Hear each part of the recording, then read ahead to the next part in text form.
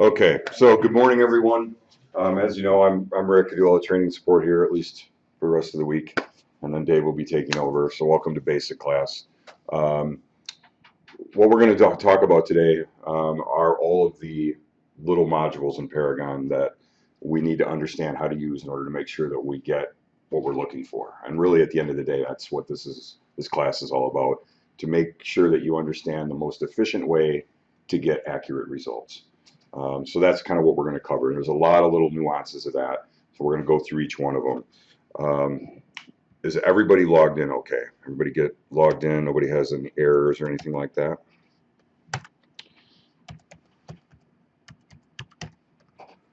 So when I log in, put in my username and password, I'm presented with this screen. Which database do I want to connect to? Now we're going to go into South Central today. That's where all of our listings are. It's the local board here that you're a member of. My other option is to use what's called Wyrix. And Wyrix is the Wisconsin Real Estate Exchange. It's a compilation of all the MLSs in the state, put all of their data into a read-only database, and then you can access it. We've always had reciprocal access with all the other MLSs.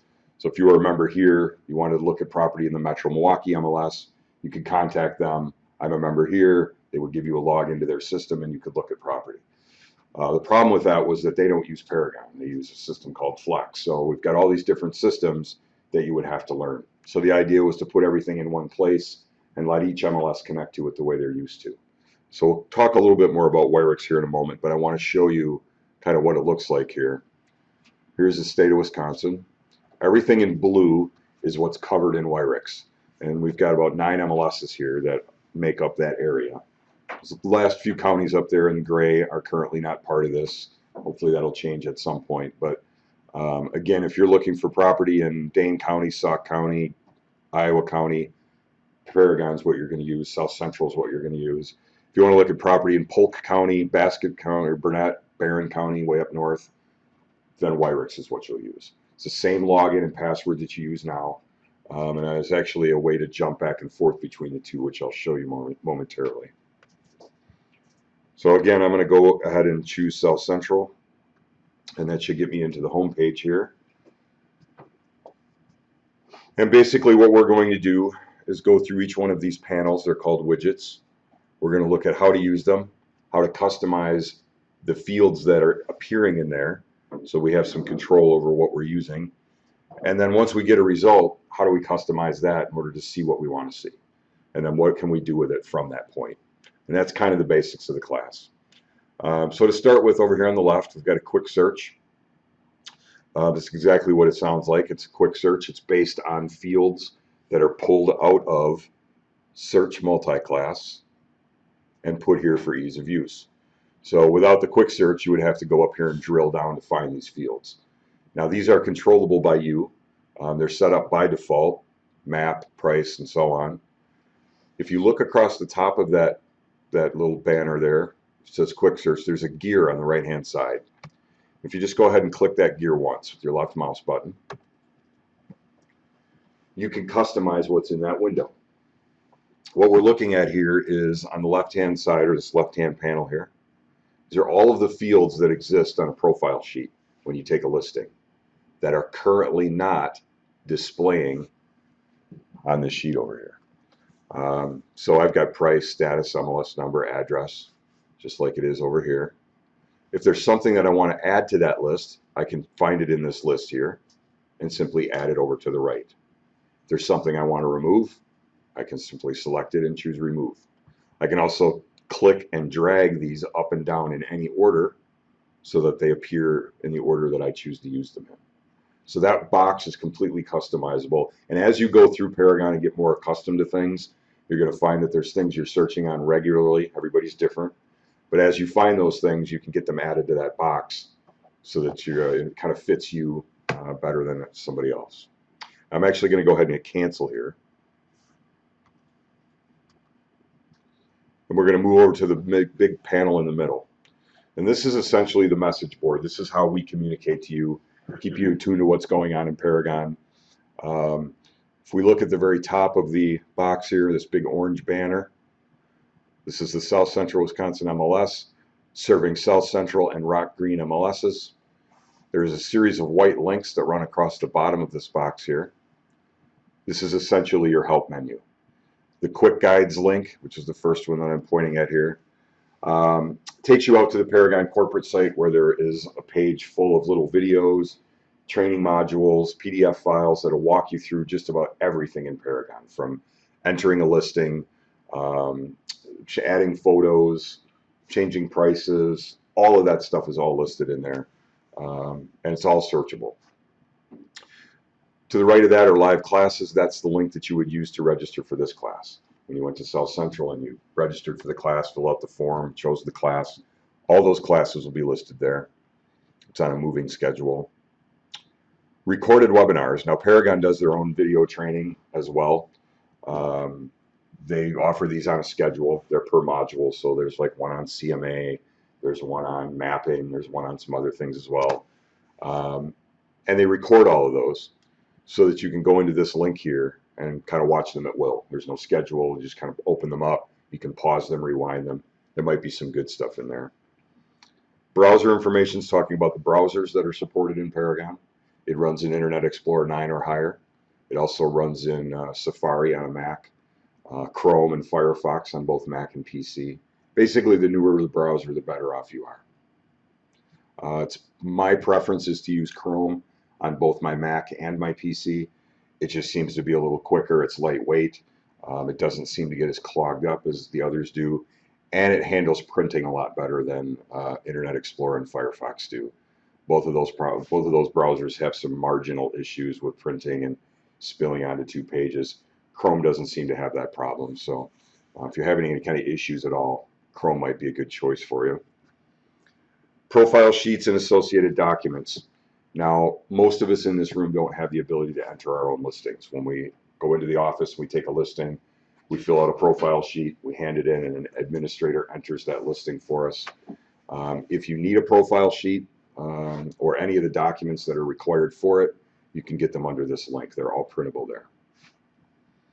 And then lastly, another link to mobile access. And the mobile access is actually on that second piece of paper that you picked up on the way in.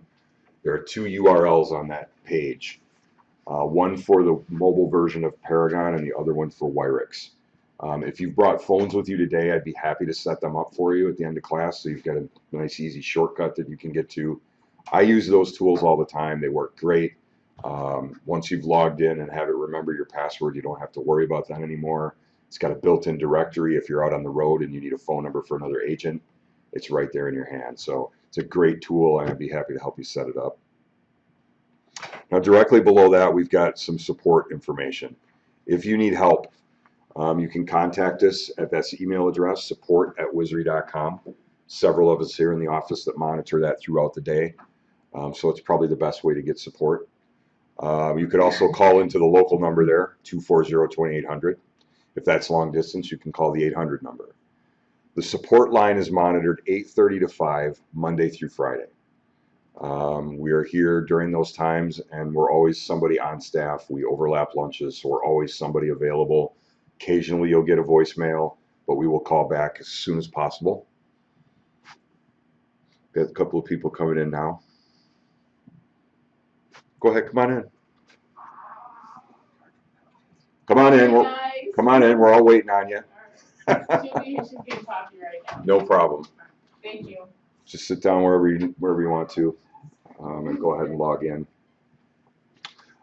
In case we are closed, so if you ever run into an issue in the evening or on Saturday or Sunday where you have a problem and you need help, there is an after-hours line that you can call, and they put a link to that right here. But that really doesn't do you any good if you can't log in. So I'm going to give you that phone number. It's the after-hour support line. And again, they are open until 8 p.m. in the evenings, Monday through Friday. They're open until 3 p.m. on Saturdays and noon on Sundays. And their number is 877-657-4357. 877-657-4357. And they can help you out with just about anything technically with Paragon. Anything with like membership or dues or anything like that, they can't help you with. But the technical side of Paragon, they can What certainly time help did you you with. say Sunday? Noon. Directly below that, if you need access to listings in other parts of Wisconsin, you will use the switch to Wyrix. Now, if you're logged in as training today, you may not see this, but everybody else should, unless you've just changed your password. You won't see it just yet either. It takes a while to catch up. But up here at the top, all the way up here in the top section of the window, there is a switch to Wyrix. And what that does is allow you to simply jump over to Wyrix and look in that database and then jump back again without having to log out and log back into both systems. So you can simply flip-flop back and forth between the two. This line here, or this section, is what we use for what we call hot tips. They're sort of like did you know type things. On occasion, they are announcements for a change or a bug or something like that that has occurred or been reported. Today, what it's talking about is when searching by features, the features group now display collapsed in order to minimize scrolling. We're going to talk about that when we get into look at searching, but it's a good example of an announcement that something has changed. Now, it's a good idea as new agents to start training yourself now. We've got a lot of agents that have been around a while that log into Paragon and they pay absolutely no attention to this at all. They just log in and go right to searching, which is understandable. But most of the time, there's going to be something on that page that's going to affect how you work.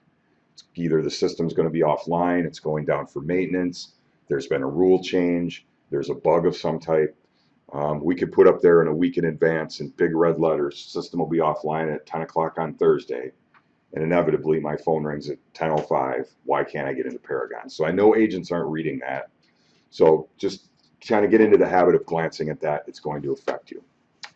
Directly below that, we've got a block of six orange links there. The first one is a broker open link. And basically what a broker open is an agent preview of a property. You take a new listing, it's going to be coming active here, going on the market.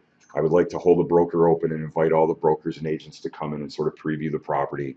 If you're new agents and you haven't done a lot of work yet, I would suggest you take a look at this every day and go out and visit a few of these. It's a great way to get to know the inventory. It's a great way to network, get to know other agents. It's also a great way to eat because they always have good food at those things. They always bring in brownies and cookies. And so I would urge you to go out and take a look at them. It's a great way to get out and kind of get to know the area and know the neighborhoods and get to know some things. So if you have a listing and you're going to hold a broker open, simply let your admin know that you're going to hold it on a certain date and time. And they will put that date and time into the listing, and that's automatically pulled into this report. This report runs every 20 minutes, and it automatically pulls that stuff. So everything from this point forward that's going to be open will be listed there. There's also a link here to the member website. Again, that's where you registered for class. It's also this page up here that I showed you the Wyrix link to. Comes every month with a newsletter that talks about any upcoming rule changes, status changes, enhancements, upgrades. There's a lot of information up and down the left side with regards to some different resources like maps, area codes, forms. There's change forms in there if you change your name, change your phone number, or change offices.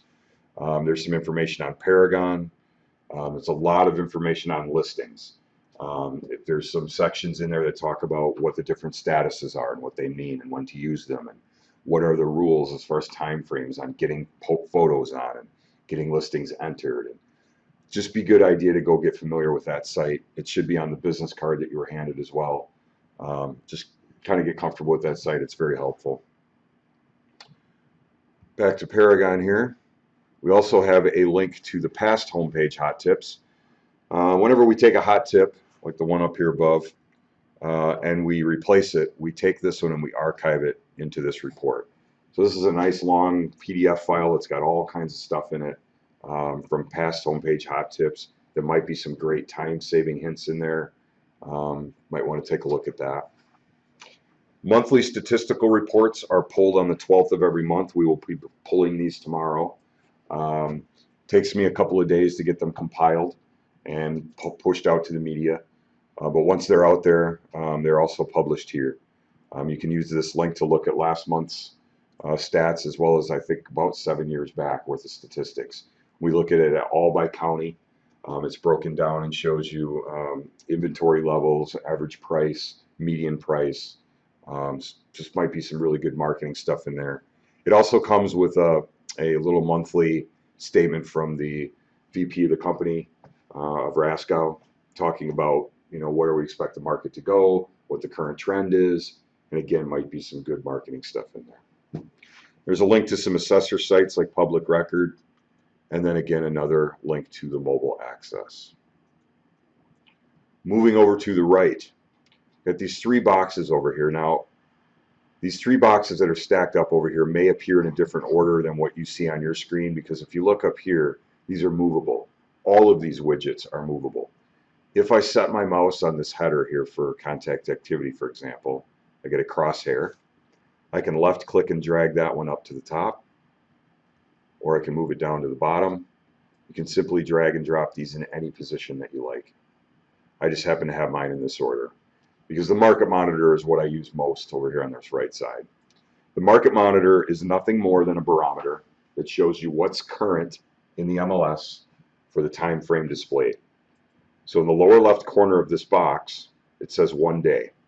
So for the past day, there have been 143 new listings, 90 price changes, 55 solds, 43 expireds, and so on. Doesn't give me any detail about those, but if I were to click on these 90 price changes, it would list them all out and I could see them, and I could sort them and organize them, print them, etc. Now, these numbers are reflective of all classes in every county and municipality in our MLS. Does not have to be, however. When these numbers get pretty high and get sort of out of control in the busy part of the season, they become a little overwhelming. So let's assume that I only work with single family and condo, and I only work in Dane County. Well, I can filter those numbers down so that's all it reflects. You can do that with the little gear again in the upper right. Again, a gear means customize. So again, we go to that gear in the upper right, open it up, and I can set some filters here. I could go into class and say, give me single family and condo only. And if I were to save that, those numbers would then come down because they would only be reflecting those items. I can do that by class, by location, by school district, by county, by any combination of those. So show me single family and condo in Dane County within the Madison School District. And that's all I would see in that box. Now, it has nothing to do with your ability to search elsewhere. It's just what those alerts show you. I'm going to go ahead and cancel this. I don't filter anything out. Now, there's some other tabs in this market monitor. We happen to be looking at the market one right now, which is everything. If you look at my info, this would be your information for the past day, your actives, your pendings, your things that are going to expire, and again, for the past day. We also have it for office and for firm. Moving down to the box below that is the contact activity box. Now, when you start adding contacts and assigning searches to them, so that we're sort of actively prospecting for property, once we get that set up, the system's going to be running those searches for you every 15 minutes, 24/7. And when it's running those searches in the background, it's going to find matches. It's going to find price changes. It's going to find things that it considers quote unquote activity. And when that happens, you'll get an alert here. So I've got 3 options in here. There's an alert if we get a new saved search match, if we get new matches on or new changes on any of our listings, or any new activity in general. In other words, some type of update, some type of change. And again, it's not detailed, but if I were to click on that number, it would take me to those contacts and I could drill down and see what was occurring. So just think of them as kind of just the little tickers that run across the bottom of the screen on a TV screen, that just letting you know that things are happening. Now, directly below that is the calendar. Now, I don't use the calendar for much. Most of us nowadays, we all have phones and mobile devices and shared calendaring and all that kind of stuff. So this has become somewhat obsolete, still has its purpose. Today it's showing us it's Wednesday the 11th. I have 0 items set up for today. I could actually go down and hit the little plus at the bottom of this pane and add an event. I have an open house, I have a showing, I've got a basic class to attend.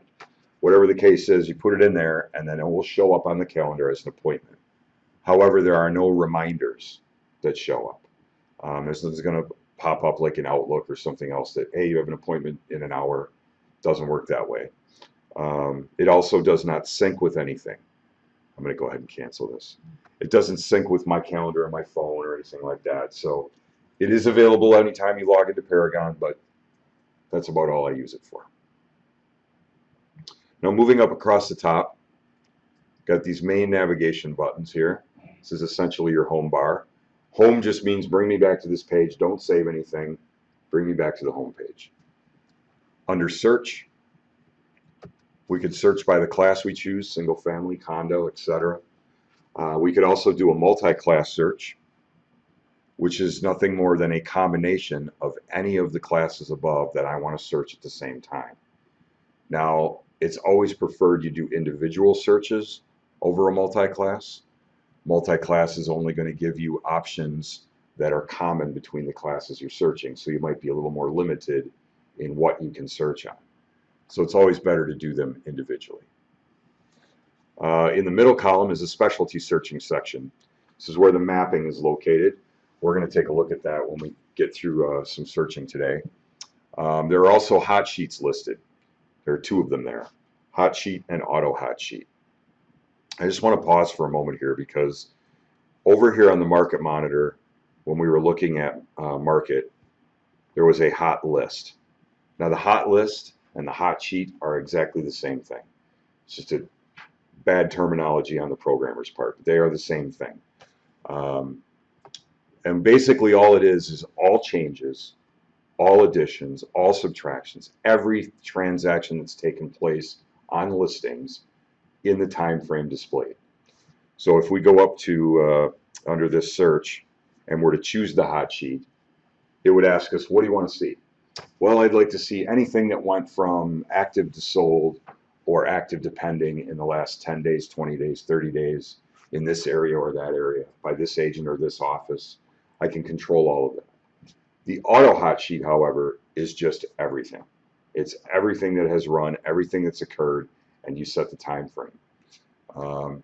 So it's something that you might want to poke around with a little bit. I know most offices that I've been to, that I've been out and visited, done some classes at, they usually print this off once a week and stick it up on a bulletin board in a workroom or something, so you kind of see what's been going on. But you can run it yourself simply by clicking on hot sheet.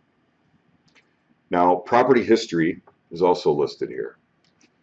Now, they call it property history, but it's actually sort of made up of two halves. There's property history, which is based on address. 121 Main Street in Sun Prairie, listed 5 times in the last 10 years. That would be the history of the property.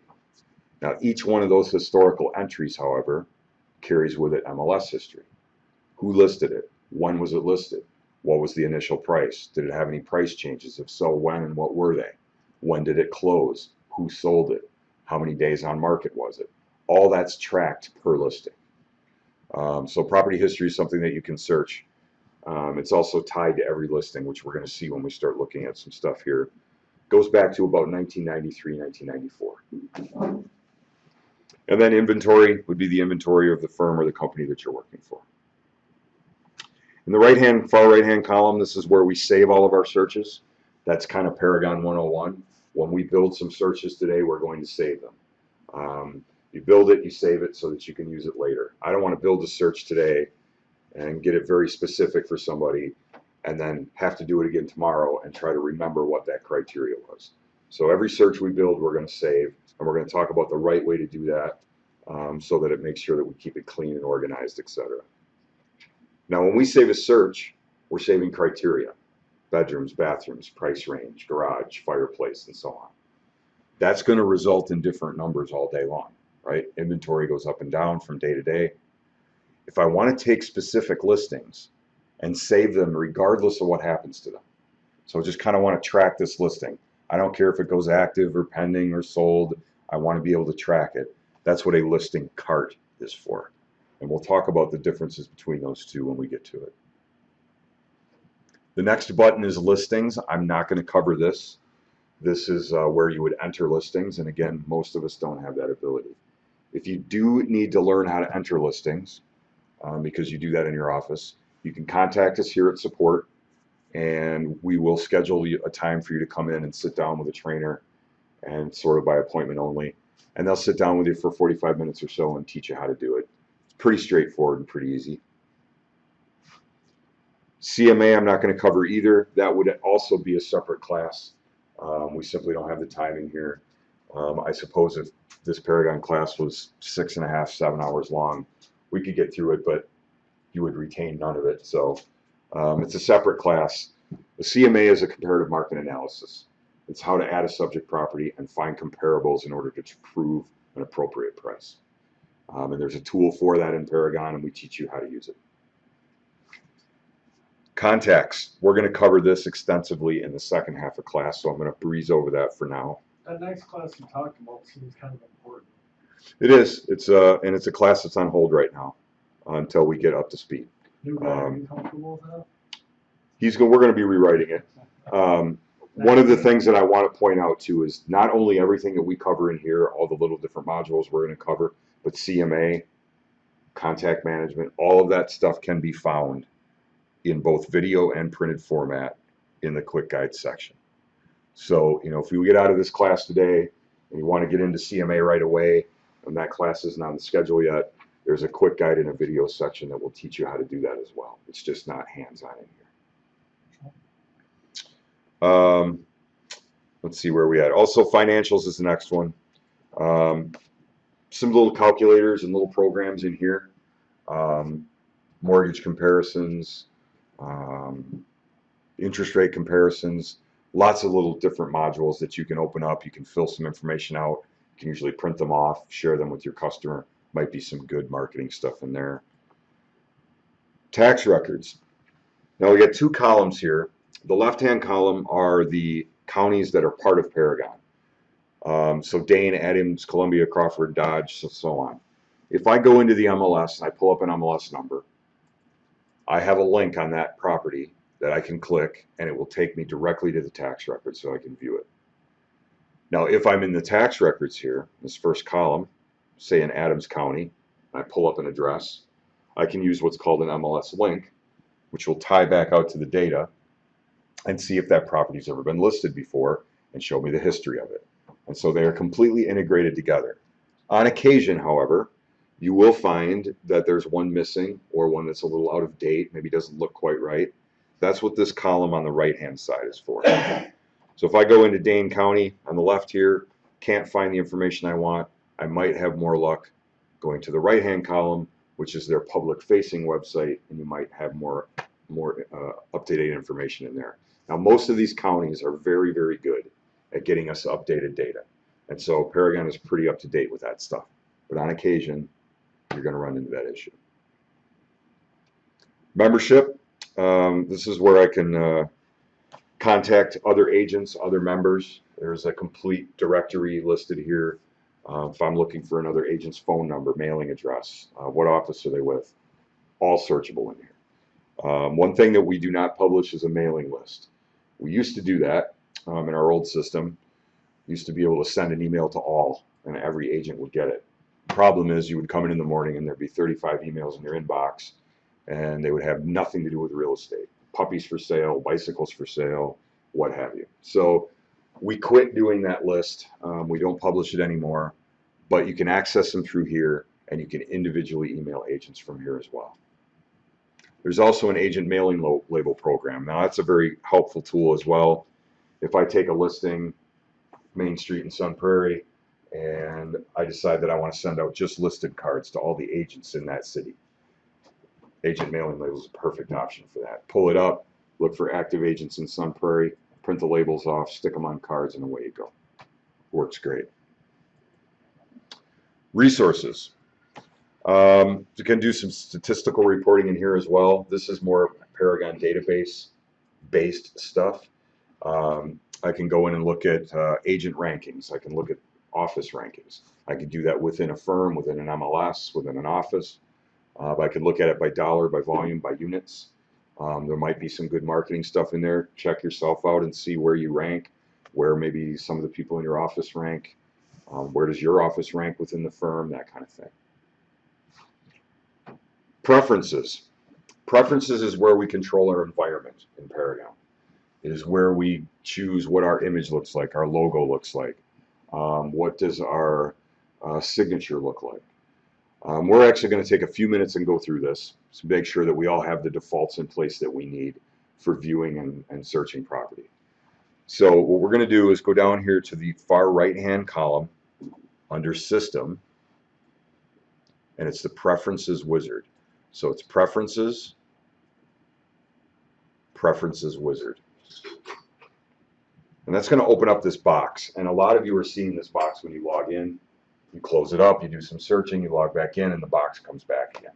You just haven't walked through it, and there's some things missing. So we're going to make sure we're all on the same page here. We're going to go ahead and hit Start in the upper right corner. And let's get rid of Bennett here. So by default, everyone has the Realtor logo. That's right out of the box. That's what everyone has. Everybody cool on the same page? No, I'm not with you. You're right there. Oh, preferences, yeah. Yeah, there you go. All right. Just hit Start. Okay. There you go. So right out of the box, everyone has a Realtor logo. Now, you can replace that at any point by using your photo. Has to be on your machine in order to do this. So my pictures, my documents, something like that. So what we do is we go up to the top and we hit Update Photo. And that opens up a web folder. Now we all have a web folder. Yours may be empty at this point, that's fine. But it's a place for you to store images that you're going to use in your reports. Your logo, your photo, some maybe tagline message, something like that. You can see I've got a few uploaded in here. The way that this works is I simply go to Upload Image up at the top, which opens up this browse tool. And I browse out to my hard drive, my documents, my pictures. I find that information and I attach it, just like doing an attachment to an email. That deposits it into this folder. And then once it's in there, I simply choose the item I want by clicking it, and I go up and choose Insert. And that simply replaces the Realtor logo. Now, a lot of you are going to struggle with this.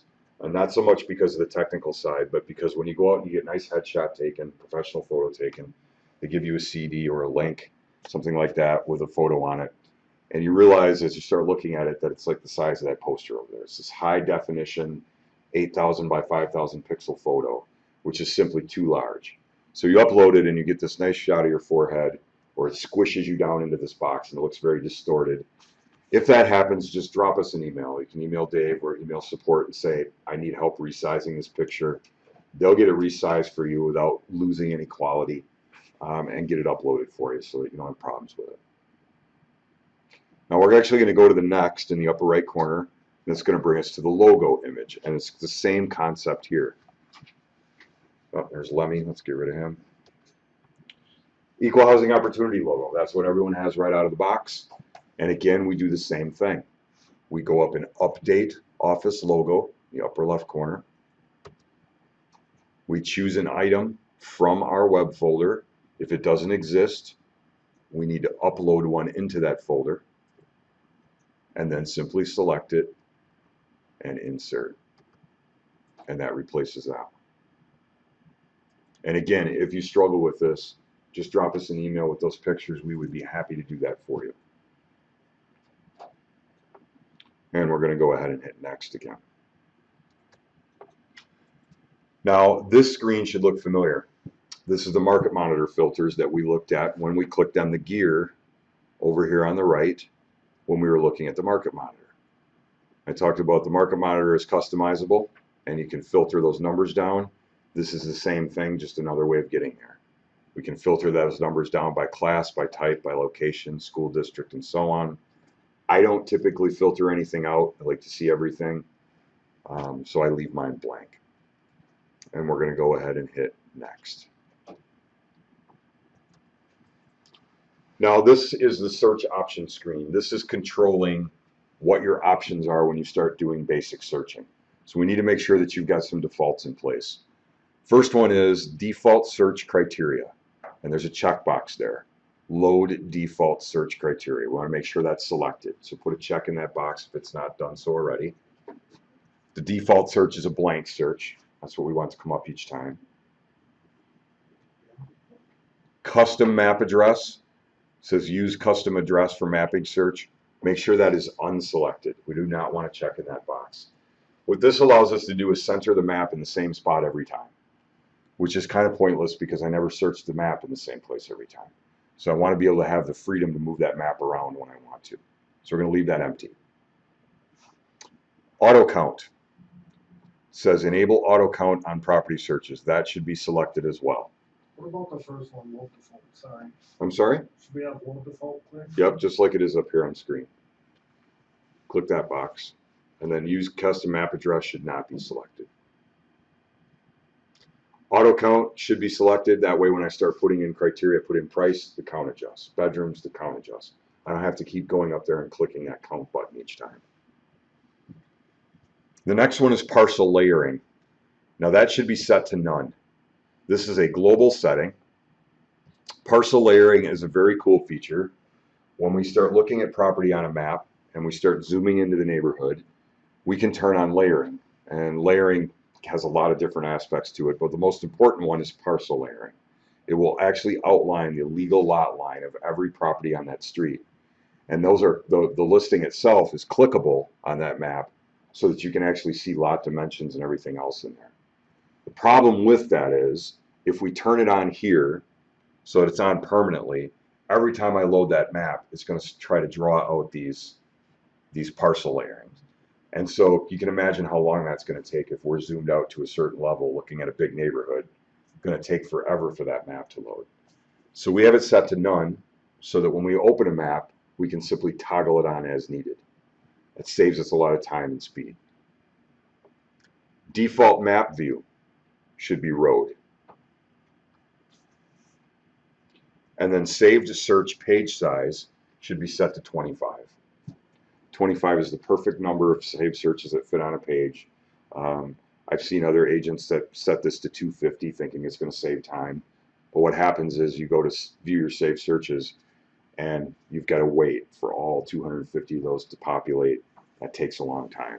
25 at a pop, it goes much quicker, much more efficiently. Next again, upper right corner. Now that was the search options screen where we set some defaults. Now this is for the results of those searches. And again, some defaults. These are the default views that we want to see. The very first one up here is the default hot sheet result. And there's a drop down there that should say hot sheet, spreadsheet. If it says anything else, just change it. Hot sheet, spreadsheet. Directly below that is the default search result. This is based for basic searching. It's this green box here. That should just say spreadsheet. And if it doesn't, again, you can pull that down and choose the one you want. The next one is a default double click report. Anytime we're on a spreadsheet, we can double click a record and get a view up of a more detailed view. So what we want this set to is detail views agent full. The next one is a default manual email report. When I send out manual emails of listings, what is the view that we're going to send? Customer full. And we're going to talk about why we use the customer full as opposed to any of the other reports when we get to that point. But details customer full is what that should be set to. And that is your default email report. Moving down a little further, default tour and open house search result. It's that green box there. It should say tour and open house spreadsheet. Again, the reason that we have different options in here is because different searches require different displays. If I'm looking for property in single family, I want to see price and address and MLS number. If I'm looking at an open house search, I want to see the dates and the times and the locations, etc. Yes. I got two of them on there. Oh, there's one and two. Never mind. Go ahead. You want the Yeah, first I'm not one? sure I have it though. I only have open house thumbnail. Am I in the right place? Yep, you want tour and open house Oh, I spreadsheet. see, okay. Find it. Yeah. Yep. Now the double click report for that, which is this default tour open house double click report, should be specialty views property history.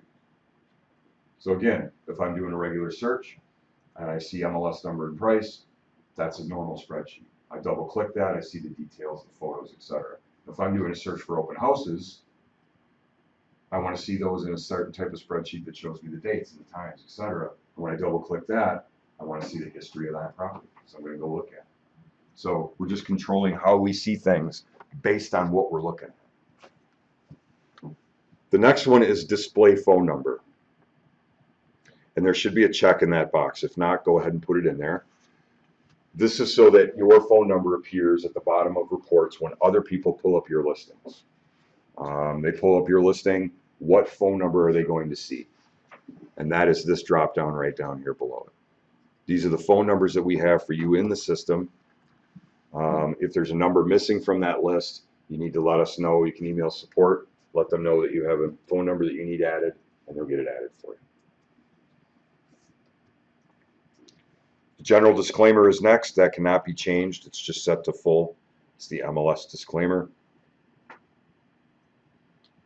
The next one is show field number. Please make sure that is unselected. We do not want to check in that box. Every field and every cell in every table in Paragon database has a number associated with it. And if you turn that on, it's going to put those numbers on everything, and it's impossible to read. It's really more for report building than anything. So we're going to leave that off. Show stats is the next one, and there are two selections there. We want them both selected. Show stats on spreadsheets, show stats on reports. Now the next two are spreadsheet page size and spreadsheet page type. Those should both say MLS default. The default is unlimited.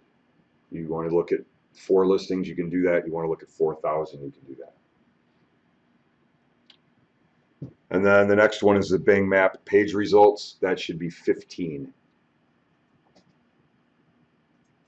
By the way, all these changes that you're making in here today, they're going to follow you. When you go back to the office and log in, those changes will already be there. This is tied to your account, not the machine that you're on. So the Bing Map page results should be 15. That's a good number that fits on a map without things being stacked on top of each other, etc. And then lastly, the default measurement metric should be miles. Unless you're into metrics, you can certainly set it to kilometers, but miles is the best option there. And then we're going to go ahead and hit next in the upper right corner. And this brings us to the user interface screen. This is where we go in and change the theme or the color layout of Paragon. Now I have mine set to the blank up here, which if you look at the long list, it's sort of the empty space above blue here. Apparently they ran out of budget and couldn't label this one, but it's just empty. And that's the blue, the black, and the gray sort of color layout that I'm using in Paragon here. Now you can always go into this and change it to blues, greens, oranges, pinks, reds. There's different themes like, there's ice, there's spring, which has flowers and butterflies. Winter has snowmen, 4th of July has fireworks, beach has starfish and dolphins. Just changes the icons, makes it a little more colorful. There's a Canadian theme, I'm not sure exactly what that consists of, but again, I just use the empty space above blue, which is the standard layout. Now directly below that is the advanced menu layout. Please make sure that is unselected. We do not want to check in there. What that does is it turns off all the text on all of your icons.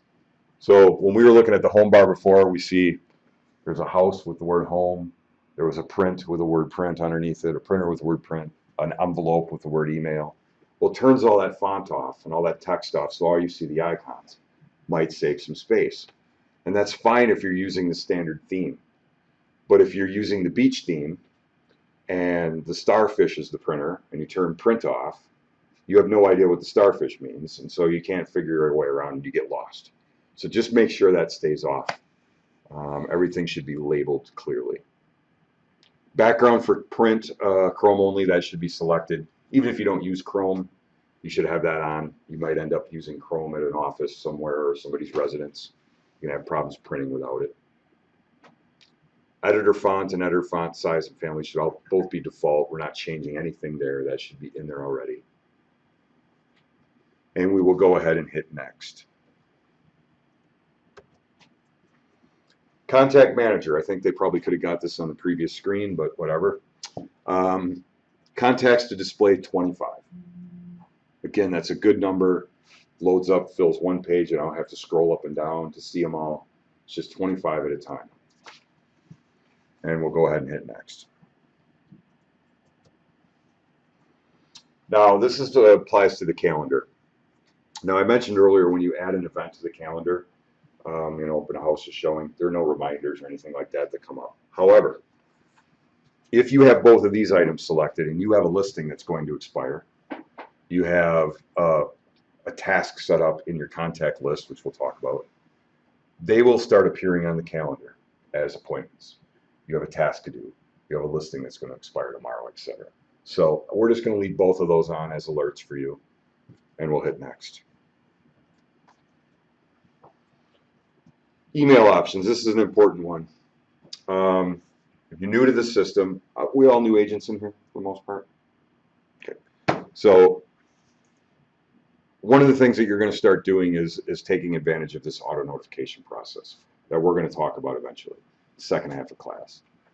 And so what the system ends up doing is emailing listings out to your customer on your behalf. And as a sort of side check, you want to make sure that this first box up here, autofill BCC, is turned on, so that you're automatically getting a copy of what it's sending out to your customer. Otherwise, what's going to happen is listing's going to get added at 4 o'clock in the morning. It's going to be a perfect match for your customer. They're going to get an email by 4:15. They get up to go jogging at 6 a.m. They see this listing, and they email you right away and say, hey, I want to see this listing you sent me. You have no clue what they're talking about. So the system sent it out on your behalf. This way, with this on, all you have to do is check your email. You've got a copy of it. You can view it that way. So just turn that on. You can always turn it off later. Auto include default message body. We're going to skip over that for now. I'll come back to that. Do not check it, by the way. Read receipts. We're not going to turn that on either. I'm not undervaluing the importance of read receipt in some cases, but this is a horrible place for this.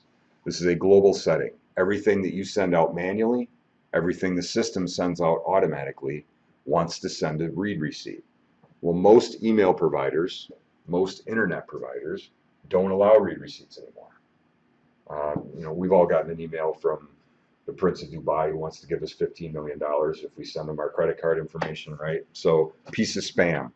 If we all get that email and automatically send a read receipt to him, he knows we're a real address, and he's going to sell our address to everyone else that he can sell it to. So, most internet providers block this now. So if you turn this on, you're not going to get nothing but a bunch of bounces in your inbox, etc.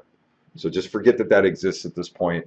Really where it should be is on the compose email window, so that we can control who we send it to and when we use it. But right now it doesn't work that way. So just leave it off. Email verification status should show you what your email is in Paragon and whether or not it is verified. Does anyone see anything other than verified? Me. Okay. So there should be a button there. Go ahead and click that. And here's, I'm going to have to send it to you. Okay. So if you can check that, you should get an email at that address, which will have a link that you'll need to click on. That'll verify you, and you can send that email. When you are, That's the correct email. when we take a break, You can send I'll take care of it. We're going to go ahead and hit next.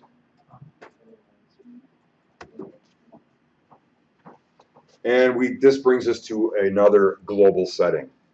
This is the default notification recurrence. Now, when we start turning on these notices, these automatic emails for our customers, we're going to be asked what frequency we want them to go out at. And this is a global setting that says, I want all of them to go out either daily at noon or daily at 5 or every day at 3 p.m. or I want them to go out weekly, like every Monday, Wednesday, and Friday at 6 o'clock, or monthly every third Wednesday of the month at noon. I can control all of that. But this applies now to every single contact that I set up. And I want to be able to do that individually. I have some that want to be notified every day, some it's once a week. So I want to be able to control that individually. We're going to skip over this for now. So go ahead and hit next. Now this is what we call a standard message body. I'm just going to pause here for a moment to explain how this works. Initially, we'll come back to it and it'll kind of tie it together. But as you start getting more involved in Paragon, you start setting up more contacts, sending out more emails, both manually and automatically, you're going to find that you're repeating yourself a lot. Dear whoever, here's a new listing, take a look. If you want to schedule a showing, I'll set it up, blah, blah, blah. I say that 5 or 6 times a day. Well, rather than typing that out each time, I can set that up as a template. Dear blank, here's a new listing, etc., and save that as a template. When I go to compose an email, there will be a link that I can click on and select those templates, and it'll insert that text for me, and I simply add a name to it, and I'm done. So think of them as a folder full of sort of Word documents or templates that I can pull from to fill out these emails quickly and efficiently. We're going to set one up today, just so with temporary use, so that we can see how this works. Go up here to the name box at the top, and we're just going to type in test for class. We are not going to select the default. Otherwise, it's going to get inserted into every single email I send. And I want to be able to manually select the ones I want. We're going to go down into the body of the message, and we're just going to type message body located in preferences. Message body located in preferences. And we will come back to this, and I'll tie this together so you can see how this works. So message body located in preferences, and then we're just going to go ahead and hit next in the upper right corner. One last screen we got to get through here, which is our signature page. When we start sending out emails, it will automatically attach a signature to those emails. And everyone has one set up for them right out of the box. It looks like this. Realtor logo, property brought to you by so-and-so, and away you go. Now, if you've already got a signature set up in there with your picture and all that stuff, and it's all set up, beautiful. Pardon? Yeah, so basically what we're going to do, well, let me pause here for a moment. Back when I first started teaching this class years ago, Paragon classes were about 5 hours long. An hour and 20 minutes or so was spent on this alone. Now, you're welcome. We don't do that anymore. 3 hours is about all you can absorb. So I'd also realized that this was kind of a waste of time to spend an hour and a half going in here and setting up a signature, because 2 years from now, you decide that you change your name or you switch companies, you're not going to remember how to use these tools. They are not the easiest, as Dave can attest to. We played with this yesterday, kind of teach him how to use this. These tools are not the most forgiving tools to use. You try to get things lined up, and then you send out a test and you realize it's all scrambled and looks ridiculous. So if you have a signature that you are currently using in your corporate email or your Outlook or something at the office that you're currently using and you want to replicate it in here, just drop us an email. We would be happy to go in and try to recreate the best we can for you. Yes? So when can I get mine changed? Get your picture uploaded, get your logo uploaded, send me an email with that information, and we can probably take care of it today. If you change your phone number at the other location in here, won't it change it here? It will, yes. Yeah. So for today, we want to at least be using something. We're going to use what we have in here now. Put your first name in this box at the top and check the box below it. That way we're using this signature with a name, and it will become the default for today. So at least we're using something when we're sending stuff out today. We kind of see how it works. And then we're going to go ahead and hit next. And you should see a congratulations winner flag. You're all done. Now, if you've been seeing this box when you log in, you won't be seeing it anymore because we've walked through it. We're going to hit close in the upper right corner. And that takes care of all of our default views and reports, etc. And we can get all that boring stuff out of the way and get into some searching here. So I want to pause just for a moment and talk a little bit about one of the things that I've kind of learned over the past 14 years. When I first started here, I really had no experience outside of having my license for a couple of years in college.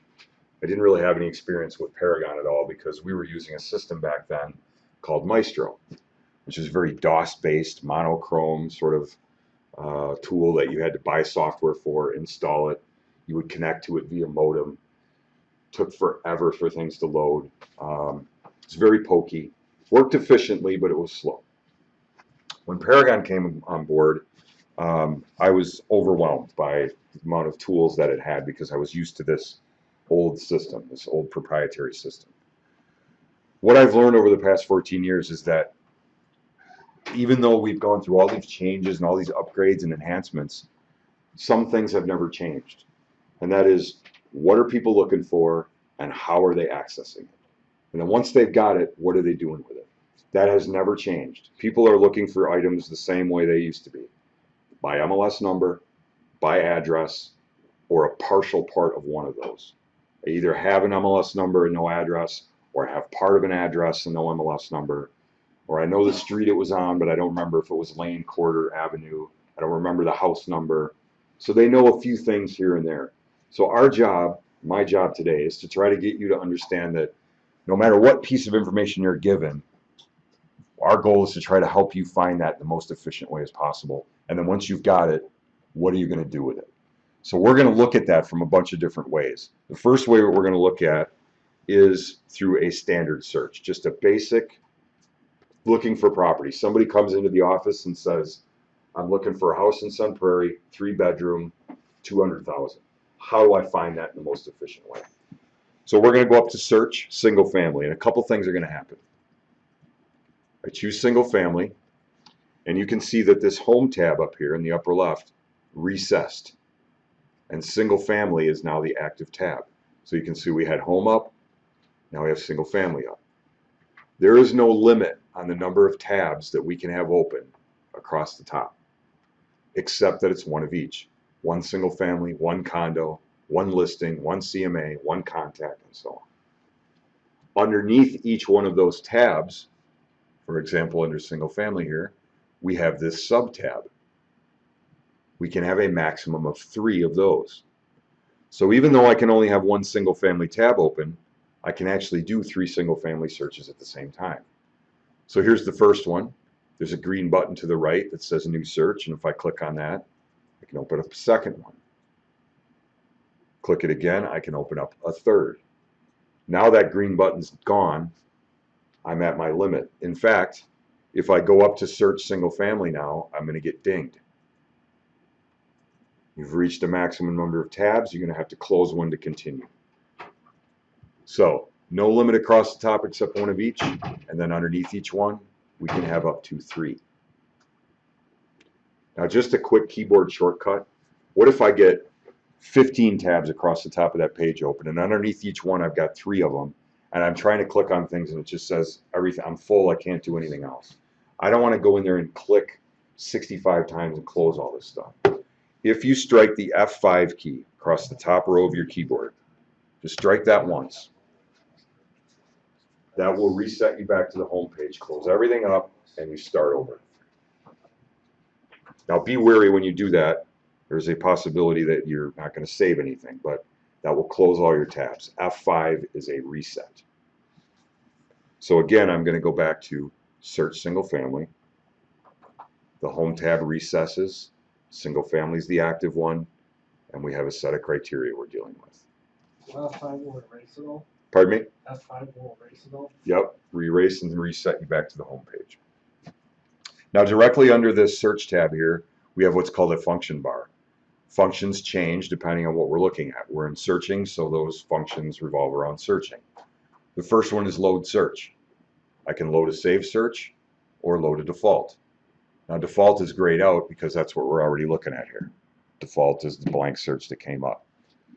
Saved search or load saved search would open my saved searches folder and I could pull up something that I built previously. Searches do not expire, by the way. They only remove when you delete them. Last search will remember the last 5 searches that you ran. Customize, again, a gear, allows us to customize the fields that we're dealing with here. Now, I mentioned earlier, I've been doing this a long time, and I've kind of learned how people search. That's how this search screen was built. The most common thing people search on, status. The second most common thing is the location, then the price, bedrooms, bathrooms, and so on. So as this list goes down is how people typically search, and that's why it's set up this way. However, customize gives us that ability to be able to change that at will. So if we go down to customize fields, for example, what we see on the right-hand side are all of the fields I'm currently displaying, status, map, location, price, and so on, just like it is in this box. I can left click and drag those items up and down in any order. I can select them and choose remove to pull them out of there because I don't ever use them. And I can find things that I want to search on and add them. You have complete control over those screens. I'm going to hit cancel here. That way we all stay on the same page, not making some drastic changes here. Save search is the next button. There are two options there. We're going to cover both of those here shortly. Open all opens every field, every container, and I have this 90-foot screen to scroll through. Close all collapses everything, and I can kind of start opening things one at a time. Directly across from that, there's a box that says add criteria. That just says that because we don't have anything in there yet. As soon as I put in price, the count's going to fill that box. Then bedrooms, the count adjusts. Bathrooms, the count adjusts. To the right of that is a count button in case it doesn't count automatically. And then the search to load up whatever that number is. Directly below that is the criteria summary box. As I put criteria in on this left side, it will replicate in this summary box, and that will affect the count. And then the available reports that I have to choose from to view whatever this number ends up being. So let's start back over here on the left under status. If you follow status across, there's a magnifying glass at the end of the row. Anytime you see a magnifying glass, it's pick list. So you can open up and make selections. So we're going to open that up quick. We're going to see all the different statuses. Active is made up of three categories: active, bump, and show. If I choose number one, which is active, or all active they call it, it selects all three categories below: active, active bump, active show. If I don't want anything with a bump, I could remove that one. If I didn't want anything with show, I could remove that, and I'm just simply searching actives. Now obviously, if I leave it all blank, every single one in here, it's going to give me everything, right? And that's true in any search database. If you go to Google and you leave the search box empty and just hit the magnifying glass, I think they could label it, I feel lucky. It'll just pull up anything. It's the same thing in here. If you leave it blank, it'll give you everything. We're actually going to cancel this because there's another way to do this as well. Paragon has preemptive text or predictive texting. So if I click inside this status box here, my cursor, and I just type the letter A, it automatically pulls down a list of my options. And I can use the arrows or my mouse to simply highlight the one that I want. In this case, I want all active. So I can either click that or hit enter. And I've got 7,427 active single-family listings in the MLS right now. You can see that when I entered that, it moved over here to the right, and it affected my count. Now map we're going to come back to later. Let's go to the third box, which is location. And we need to talk about location for a moment here. Slide over to the right and choose the magnifying glass. The largest area I can search in Paragon is to leave location blank. All right, I'll search all counties, all municipalities. I want to search for active listings everywhere. Well, we have 7,000. The next largest area would be an entire county. If you look across the top of this box that opened up and choose the county name section, it's a little dot in the circle here, county name. These are all the counties: Adams, Columbia, Crawford, Dane, Dodge, Grant, so on. I can search all individual counties. If I put a check next to Adams, I'm going to search all the municipalities in Adams County. Now, each county can then be broken down into 4 sections, quarter sections: northeast, northwest, southeast, and southwest. Those are all searchable as well if you go up to the top and you choose county quarter section. So I don't want to search all of Adams County. I just want that northeast corner. That would grab just the municipalities in that section. If I go to the location tab at the top, these are all the individual municipalities inside those quarter sections. So we've got first line here, A02 is the code for that. That's the city of Adams, CT or V, city, town, or village. So A02 is the city of Adams, which is in the southwest quarter of Adams County. Why is this laid out this way? Why not just call it City of Adams, the town of Sun Prairie? Well, let's go to the second 2 here. A01 is the town of Adams in the southwest quarter of Adams County, but there is also a town of Adams in the northwest quarter of Greene County. So they're 2 separate things that are labeled the same. We need to be able to identify those, and that's where these codes come in. Now, there's one specific place that works a little differently, and that's Madison. If you look up here behind me on this map, this would be the entire city of Madison, or what it calls the city of Madison in Paragon. And it's so large and so dense that if we just said Madison, we would be searching this entire area, which is simply too large. So they've broken Madison down into these little sub-areas, these little neighborhood areas. E01, E02, E03. The E's, the E numbers, are because everything is east of the capital. Over when we get to the west of the capital, it starts over. W01, W02, 03, 04, and so forth. So if I'm looking in the town of Middleton, it's W04. If I'm looking in Monona, it's E14. By the way, these maps are for sale for like $15. We've got copies of them in the closet. They're awesome maps. If you are doing any work in and around Madison, these are great. Are they that big? They are this big, full wall map. They're not laminated, but they're full size. They do actually have one on the website, which you can print off. It's a little 8.5 by 11. Impossible to read. It's impossible to read. That's what we got reading glasses. It's even with a magnifying glass, it's pretty bad.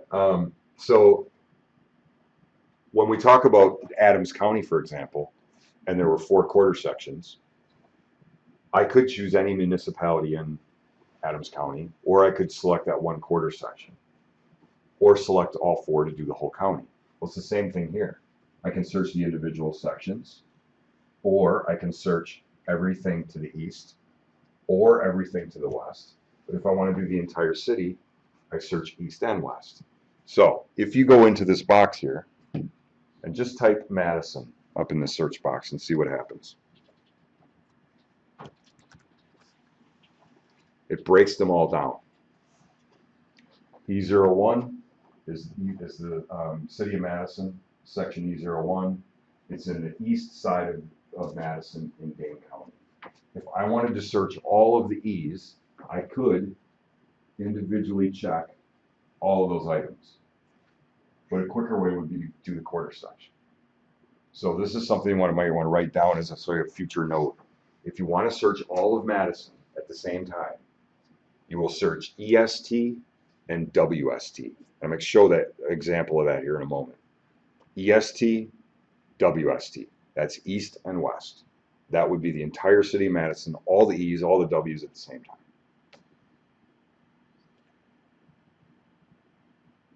Now to just shift gears for a moment and kind of explain this one more sort of level of detail, I'm going to get rid of the MAD that I typed up there in that box.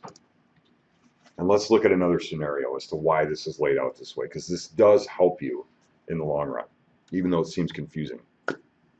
Let's say that I get a phone call from somebody and they say, well, I was out looking at property over the weekend, or I was out driving around with the family. I saw this little farmette that had sold recently in this cute little town, and I'm wondering if there's anything else available in that town or around that area. I said, great, where were you? I was in the town of Aiken.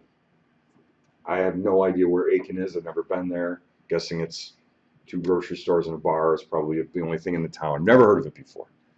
So I'm going to come in here under location and I'm going to look for the town of Aiken. Here it is right here. Town of Aiken is on my list. Now that is 001, which is in the southwest quarter of Richland County. Now why does that help me? Well, she wants to know if there's anything else in and around that area. And I'm not familiar with it. I've never been there.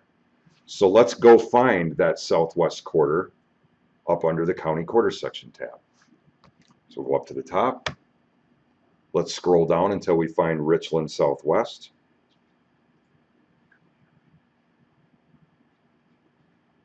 There it is. And there's a little plus on that line. And when I open it, it shows me the other municipalities in that quarter section. So there's the town of Aiken, but also the town of Dayton, the town of Eagle, and the town of Richwood. So without ever having traveled there or know anything about it, the system has given me an idea of where those other municipalities are, and I can search those. It helps me organize them better. Now please hit cancel in the upper right corner. Because again, preemptive text or predictive text allows us to click inside the location box and simply type what we want. And I'm going to type Monona, M-O-N-O-N-A. And as I type it out, it begins to find matches. There's Monona, that's E14. And I'm just going to simply select it. Now I find this funny because I talk to agents, I've been here a long time. I've talked to agents who say, oh, hey, we're getting together. Why don't you come out and have come out and join us. We're going to get together, have a little happy hour over at this little pub. Where's that at?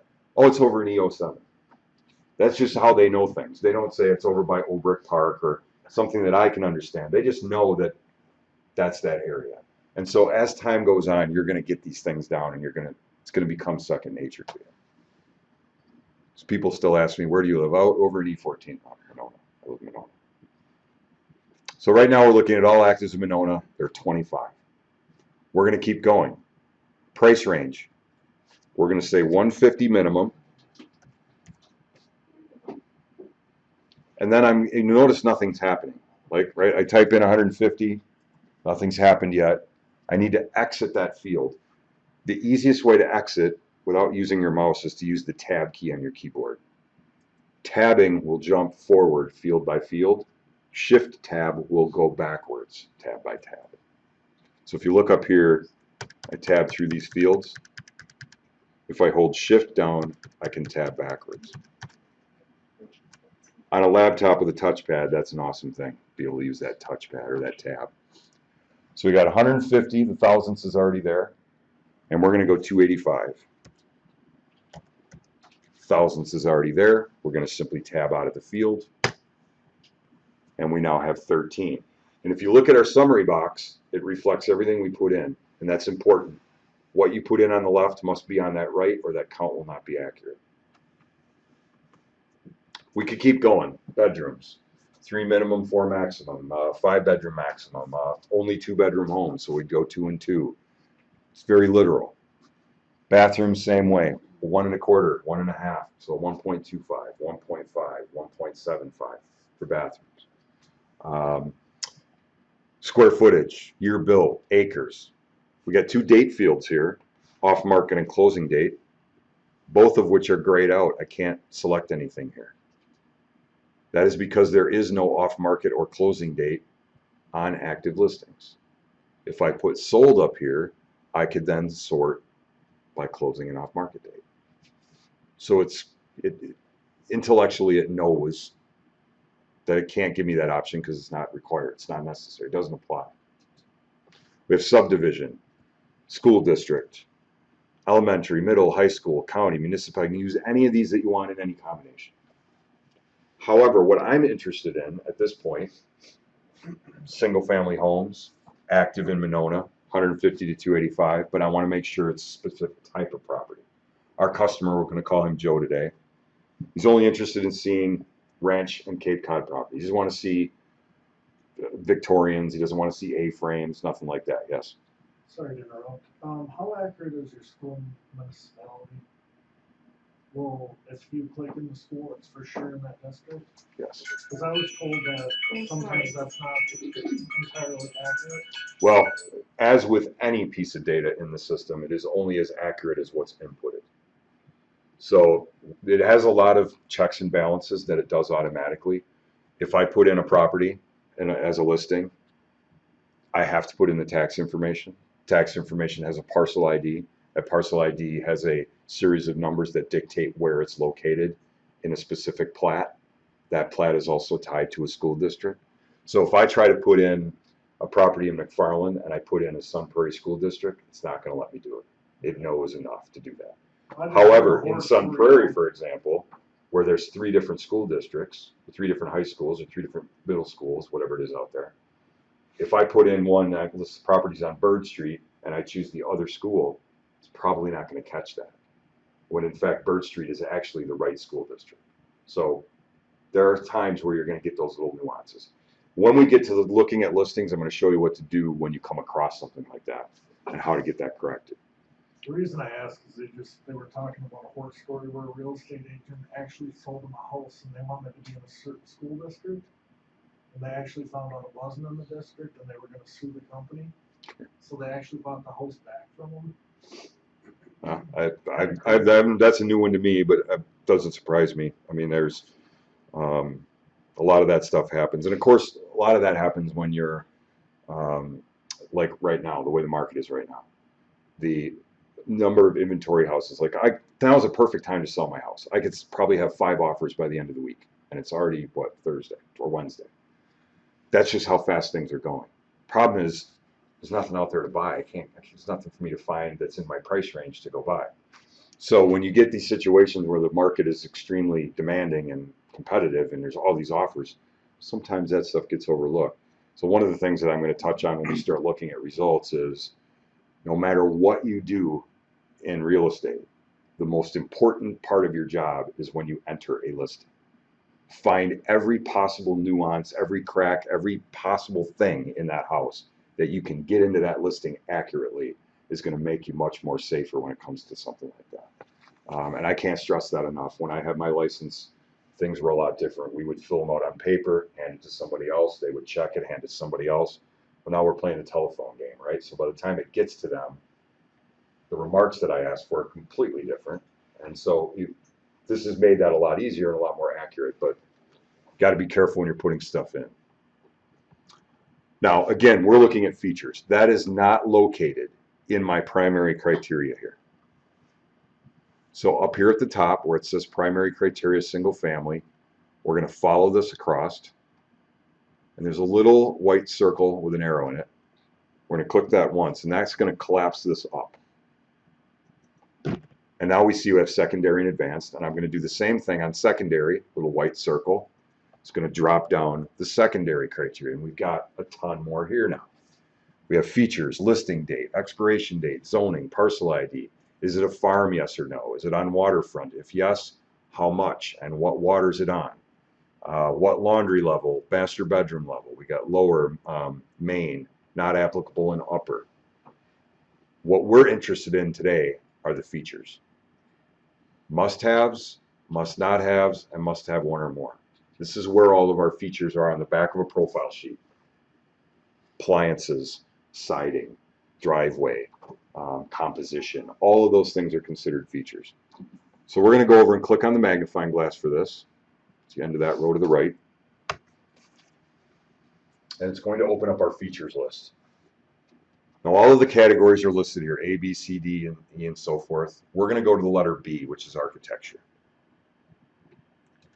This is where ranch, bungalow, Cape Cod, everything else is. Our customer, Joe, as I said, is only interested in seeing ranch and Cape Cods. He doesn't want to see anything else. So I'm going to put a check mark next to ranch, a check mark next to Cape Cod. Now, which column does that need to go in to ensure that's all I see? What's your first instinct? Must have, right? That's what I got to have. I put in the must have. Well, let's read this logically. Everything that I count today must be active in Monona, 150 to 285, and it must be a ranch and a Cape Cod. but there is no ranch cods, right? It's a ranch or a Cape Cod. So those two items have to go over to that third column. Must-haves are and statements. It means everything must have this, and this, and this, and this. No exceptions. Putting it in the other column, or the or column over here on the right, I must have a ranch or a Cape Cod, or a tri-level, or this, or a combination of those. So we have ranch or Cape Cod. And we can close architecture. Let's do another one. Let's go down to the letter F, which is garage. This is a common one. How did you close that? The little white circle at the beginning of the row, next to the To letter. close up, all right, the up arrow. Yep. And then we go to garage, Okay. go down arrow. There you go. So same thing here. Joe says, I'm looking for property, ranch or Cape Cod. And I say, do you want a garage? Yes, I do. I say, what size? Doesn't matter. Probably not even going to park my car in there. It's just going to be storage for bicycles and stuff. I just need a garage. You don't care if it's attached or detached? Nope, just want a garage. What do I do in this case? Well, there's a long way and a short way. The long way is always the most popular, which is to put a check in every one of these items and put it where? One or more. In the one or more column, right? So I must have a 1 car or a 2 car or a 3 car or a attached or a detached and so on. But in this case, he just wants a garage. He doesn't want to see any properties that don't have garages. So look at F9 in this list. It's none. If we put that in the middle column, we have just eliminated all of those checks and we're getting the same thing. I am looking for property that has none marked for garage. I don't want to see it. One of the rules in the MLS is when you're filling out features on a listing is that you must choose at least one item from every feature group, even if that item does not apply or none. So in garage, on the back of a profile sheet, all of these things are listed, including none. If my house doesn't have a garage and I've listed it, I have to choose that. So by marking this in here, I'm not going to find any property that don't have garages.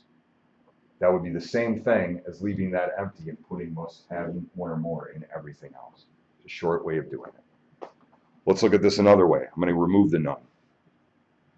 Joe says, I need to have a garage. It needs to be a minimum of a 2 car, and it needs to be attached to the house. What's the one thing he needs regardless of size? Attached garage. So that's going to be a what? That's F4.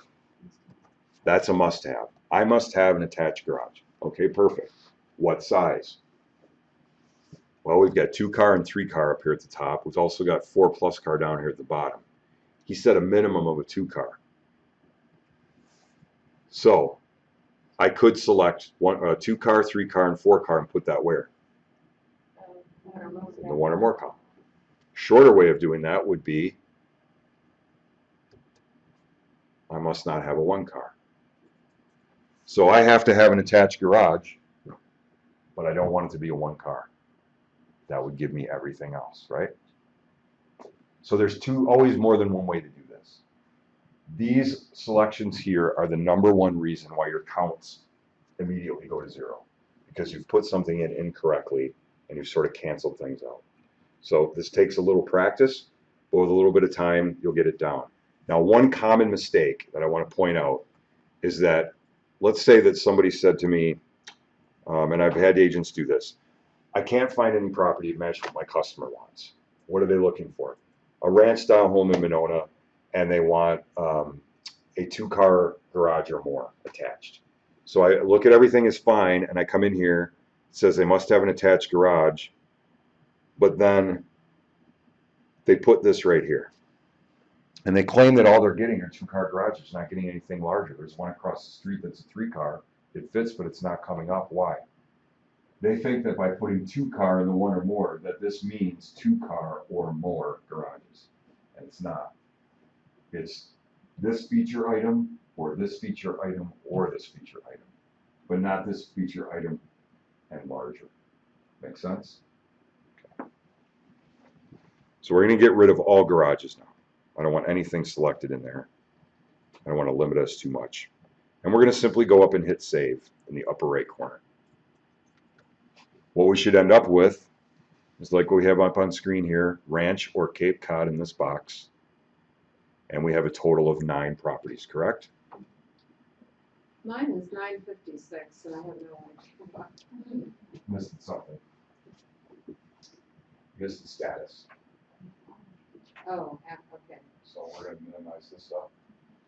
Right here. Active, okay. All right. There's your 9. Now, what if it's 90 or 900? Well, I've put in everything Joe asked for, and I still got this huge number of listings. Inventory's high. I want to ask more questions, right? I don't want to schedule 924 listings for showings this weekend, right? Let alone 90. 9 is a lot. I want that number to be down to something that I can deal with, something that's palatable, something that's easy to deal with. So if it's higher than that, if it's 90 listings, I'm going to ask some more questions. If it is, what if it's 0? First thing I would check are my features to make sure I didn't cancel something out. But there just may not be anything that fits what I'm looking for. And I'm going to either have to change the price or add more areas. I'm going to have to sort of open things up. The whole idea is to start out broad and work your way down to something that's palatable. 9 is a good number. Before we go look at those now, I want to save this search because I want to be able to look at it again tomorrow. There might be 12 tomorrow. There might be only 7 tomorrow. But I want to save this criteria. So we're going to go up to Save Search, and we're going to choose the first item in that list, which is simply Save Search. And it opens up a box, and it's got a name in there already, single family. Well, that makes sense. It's a single family search. Why not just call it single family? Well, what if you do this 15 times a day, 5 days a week? Then you're going to call me and say, I can't find the search I saved. And I said, well, what did you call it? Single family. And I go in and I see you have 9 pages of single family searches. There's nothing I can do to help you. So that's a horrible name for that. We never want to do that. I wish they would actually leave this empty. But we're actually going to change the name. So we're just going to highlight that and get rid of it. Now, I use the same format for naming searches that I've done forever because it works for me. I start out by looking at today's date. It's May 11th of 2016. So everything I build today is going to be 051116. Everything starts out with that number today. Tomorrow it will be 051216. Then I don't add any spaces or special characters. I'm just going to add his name, Joe Byer. And then I'm going to type Monona, which is where the search is. And then SF for single family. And I don't ever change from that format. And if I build 9 searches for Joe today in 9 different areas, I'm never going to have a duplicate. And a year from now, when I look at my saved searches and I look at this guy, I'm going to know how old it is, who it was for, what it was for. Gives me an identifier. Just an example. So we'll give it a name. Step 2 is to save this with or without criteria. Not sure why you would want to save it without criteria, except for the fact that maybe I shifted some fields around and I want to save it that way so that it maintains that field layout. But in our case, we're saving it with criteria. And step 3, or this last step down here, you're only going to have one option there, 2 options there.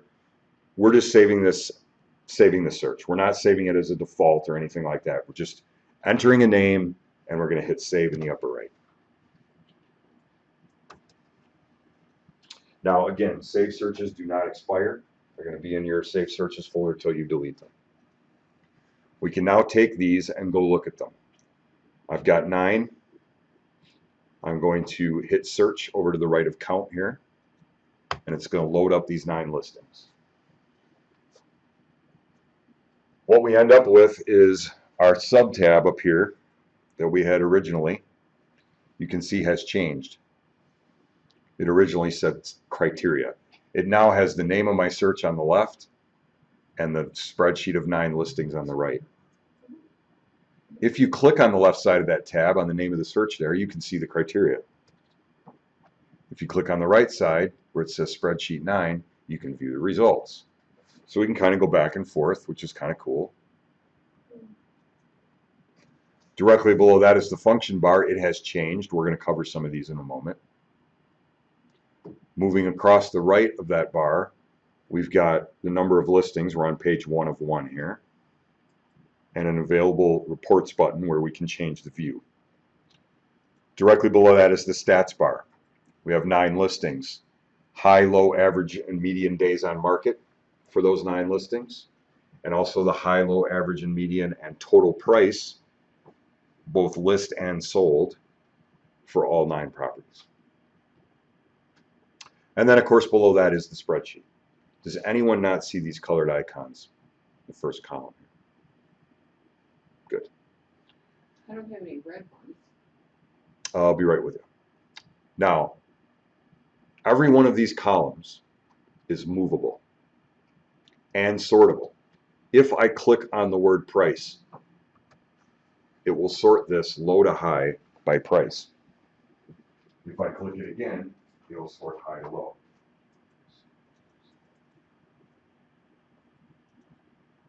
Oh, I see.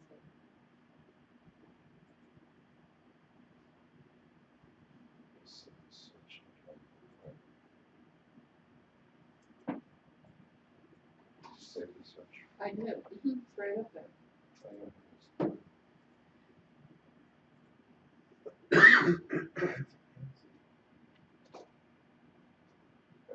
All right. This wasn't refreshing that sometimes in here. Okay.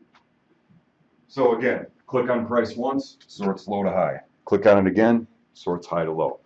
If we click on address, which is how we actually want this sorted, it'll go A to Z by address. So we have Admiral at the top, Winnequa at the bottom. Now the columns themselves can be moved in any order. If I want status in the first column, I can simply set my mouse on the word status, left click and drag, drop it into the first slot, and now status is in the first column, and it saves that preference. So the next time I go to single family, that's how it's laid out, and that's how it's sorted. Is that only for this particular search? And that, nope, that's for single family. Okay. Now, if we go do condo, that's a different spreadsheet, and we could do the same thing with that, but it would be different. And we can move that back. Now, let's take a look at the action icons here. We have this sorted A to Z by address. We're going to take a look at the action icons here, these colored little dots. They call them Skittles. The very first one is the sort of jade-looking one. It's a community report. And I'm just going to single-click that with the left mouse button once. And this is going to open a new window on top of Paragon. This is based on the last census information. We're looking at housing information based on that property's address. This is the median home value and the home appreciation value for the neighborhood, the city, the county, and nationally, based on that property's address. We can go up to the top and go to people, look at some demographics. Neighborhood type, suburban, population, population density, percent male, percent female, median age, and so on. Sorry. Green Bay. Packers been after me for a while. Economic information. We've got unemployment rate, recent job growth, future job growth, sales tax, income tax, cost of living index. Again, neighborhood, city, county, and national. School information. Cost per student, expenditures per student, students per counselor, students per teacher, both neighborhood, city, county, and nationally. Environmental information such as average temperature, rainfall, all kinds of information under these boxes. Quality of life, so people working from home, people carpooling, etc. I'm not going to open the map because it takes a few minutes to load, but you kind of get the idea. This is all based on that property's address and then locally, city, nationally, and so forth. I'm just going to go to the upper right corner and hit the red X to close this window. So we're back in Paragon again. Now the next button is a D. for document. And you can see as you look down through the list here that line item 5, which is the property on Schofield, doesn't have a deed. There are no documents. Documents are not required in most cases. They are on some types of listings like farms and things like that, but single family condo, they don't need those documents. They're there only if you want to use them. Property condition report, lead-based paint addendum, anything like that that you want to scan in and attach to the listing will then give a D on the listing. So let's click on that D for Admiral. Now I'm not going to open the document. We're just going to look at the list. This one has one document. It's a real estate condition report and an addendum S document. It's a PDF file. The date it was uploaded, and it is public. Now public means that I can see it, but if I email this listing out as a customer full, the customer is going to see that document as well. If this was marked no, I would still see it. We would all see it because we're agents. But when we email the listing out, the public would not have access to it. Now I have a little bit of a problem here because the last icon that we opened on top of Paragon, and we simply closed it. This sort of took over our screen. So most people want to go up and hit this button up here. That's a no-no. We're in an application now. We're going to use that red back button over on the right. That's the previous view. That's chronological, by the way. If I drill down for 4 or 5 reports, I can click it 4 or 5 times to get back to this point. So we're back to the spreadsheet. The next one is a little dollar sign. Closed everything on me. When I did that. Rather. Oh yeah, the red X will close everything. You want the red back one? That's okay. Read that. I'll show it to you. Go ahead and log in.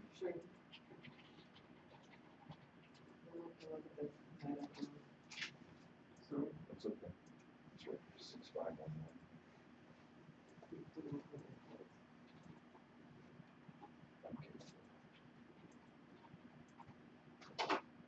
So we're just going to bring that search back up. All right. That's the good news. Go to save property searches, or you can go right to single family where we were. Go to load, save search. There it is. No, Now, what when did we you? when we loaded this up and we clicked on the document, it's red back button. Oh, I thought, Yeah, you but the last time we clicked on Right. there. so we go back here. All right. When we clicked on this one, it opened a new window. Uh-huh. So That's we why simply we use close that. it all. Okay. This Gives you the back option. I get it. keeps us in our window. I see. So we have to back up. Okay. Got it. Let me mark that down.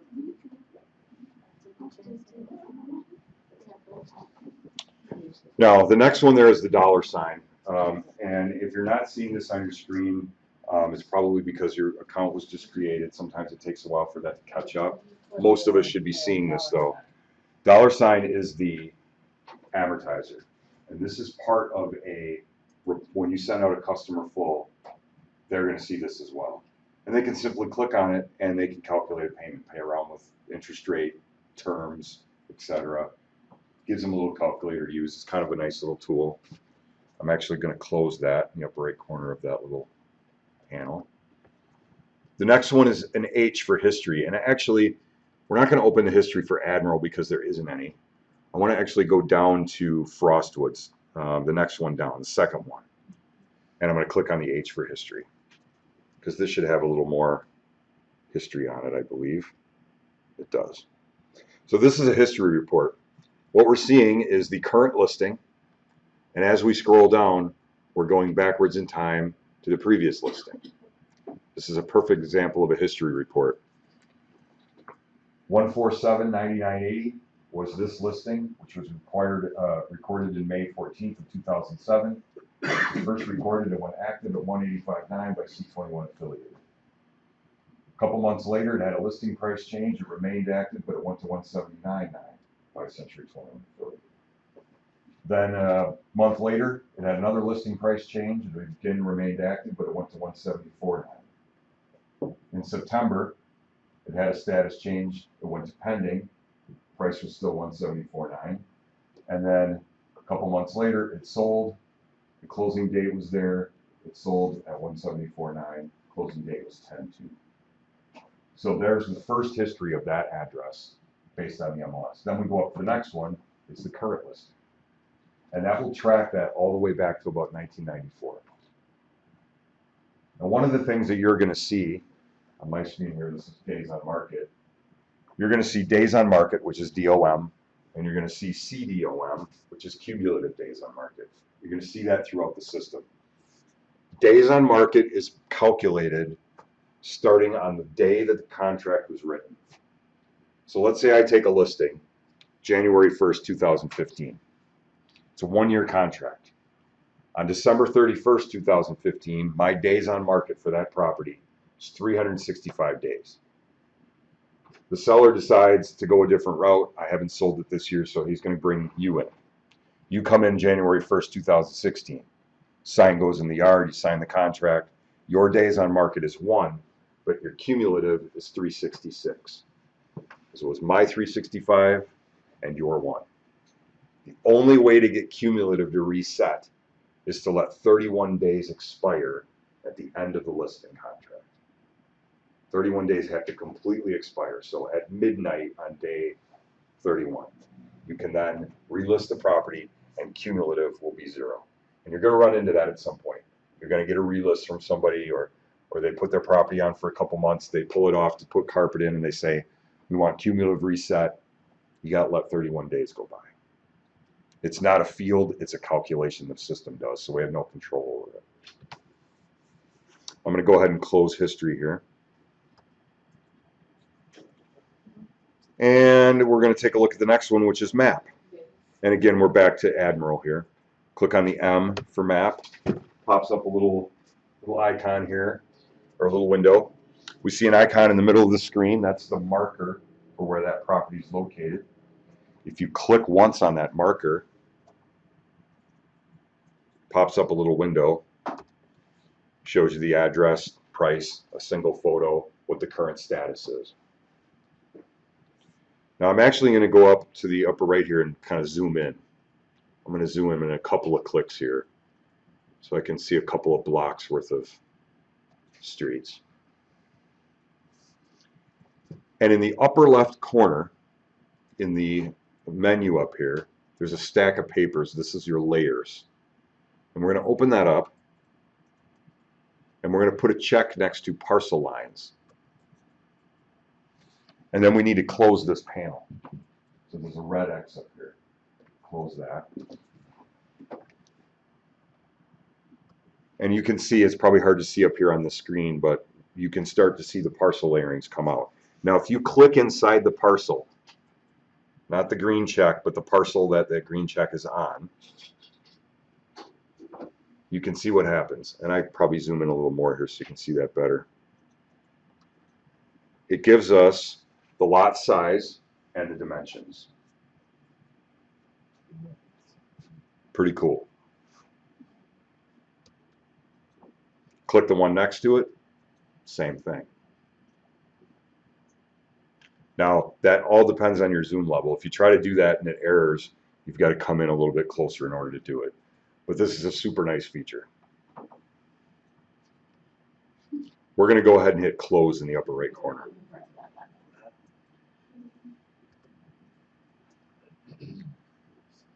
One more that we want to look at here is the T for tax. And again, we're on Admiral. I'm going to click the T. That opens up the tax record. It takes us right to the tax roll. It's tied right to it. And we can see the full tax record for that property.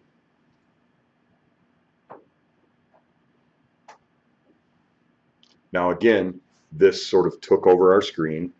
So we're going to use the red back button. Go back to screen.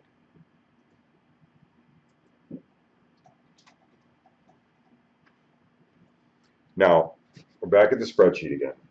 I want to actually start looking at some pictures and some details on these reports. So for our first property here on Admiral, the quickest way to get a full detail from a spreadsheet view is to simply double click the address.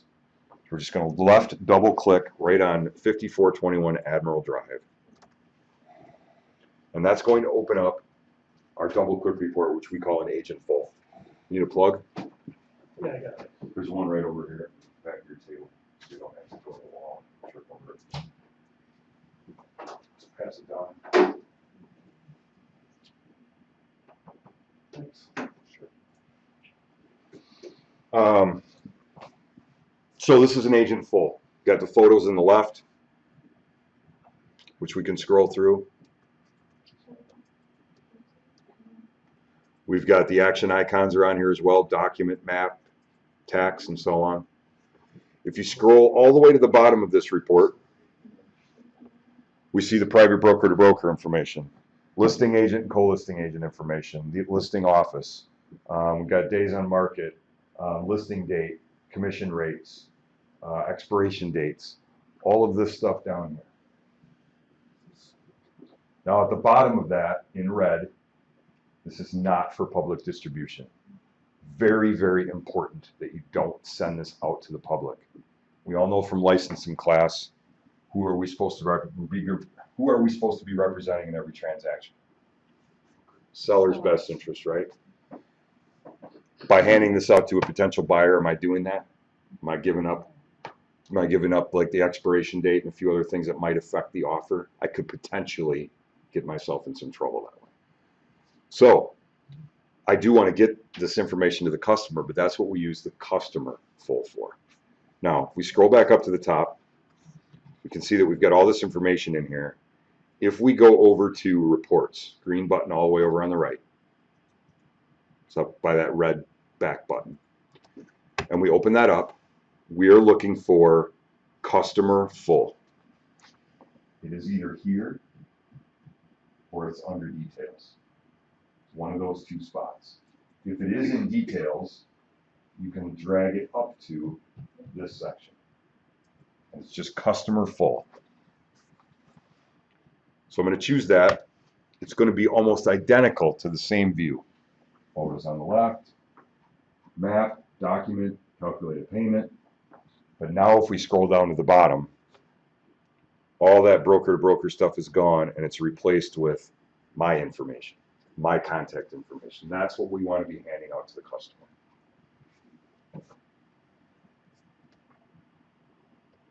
Now if we do scroll back up here, Wait, I want to go ahead. my name's supposed to be on here?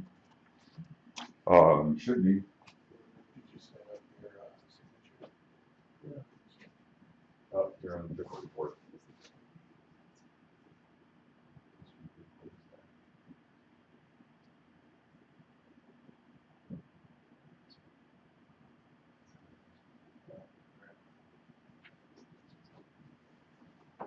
Now, in the lower right corner of the photo, there's a checkbox. That checkbox exists on every report. Not always in the same spot. Sometimes it's inside that box. Sometimes it's up here. Sometimes it's over here. It depends on the report you're looking at. But it is available on every report, and it is so that I can select this listing as a possible. So Admiral Court, I'm interested in showing. I'm going to check the box. And then I'm going to go up here and hit the little arrow. It's right up here because we're on listing 1 of 9. That little black arrow is going to give us to the second listing. That slides into place. And this is Frostwoods. Maybe I've already shown this. Not interested in showing it again. So I'm going to bring in the third property. This one I'm interested in. I'm going to check the box. Again, in that lower right corner there. Mine are all checked already. Okay, that's possible to have possibility. That's okay to leave it like that? Go use your red back button and go back to the spreadsheet. They'll all be checked there. So I should uncheck the last. Uncheck them Yeah. and then double click on the address for Admiral and they'll show up unselected. So what I'm trying to illustrate here is that when I'm checking these items as I go through and then I go to my back button to get back to the spreadsheet, it maintains, there's the agent full, one more time, it maintains the selection. So no matter what view you're on, whatever's highlighted stays highlighted. That's a nice option. So if I'm looking at different types of property, like in a multi-class search, I'm looking at single family, so I'm looking at agent fulls, checking items. Then I go to vacant land and I pull up some photo reports. I can check those. It maintains all of that. Now, we're back at our spreadsheet. What if this was 90? What if we did have 90 listings we're looking at? I want to select them all. I don't want to click 90 times, right? There's a matrix box up here in the upper left corner. It's the check box to the right of the question mark. And I'm going to simply put a check there. That selects everything. If I remove it, it deselects everything. I want them all selected. There's two things I want to do with this now.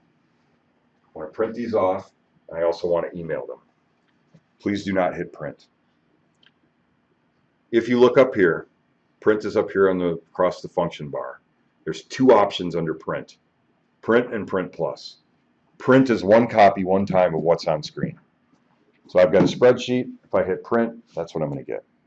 If I had an agent full up here and I wanted all 9 of them, I'd have to hit print next, print next, print next 9 times. That's what print plus is for. You can go ahead and choose print plus. So go ahead and go to print and choose print plus. And this will open up a new box. Print plus allows me to print all 9 of my listings in as many reports as I want, all at the same time. 9 selected listings. Your output type should be HTML. If it's PDF, switch it to HTML. It's much faster and more efficient. Right now, it says that we're printing the spreadsheet because that's what I had on screen when I went in here. But I don't want to print the spreadsheet. So on the right-hand side here, I have this highlighted. I'm going to remove it.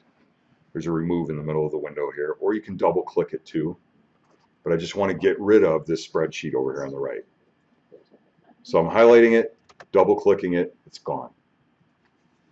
What I do want to print is the agent full, so I'm going to check that box, and the customer full. I'll check that box. And then I'm going to click the add button, which is going to move them both to the right. So for 9 listings, I'm going to get agent fulls and customer fulls. Copy for my customer, copy for me. What did you click on? Agent full and what? Customer full.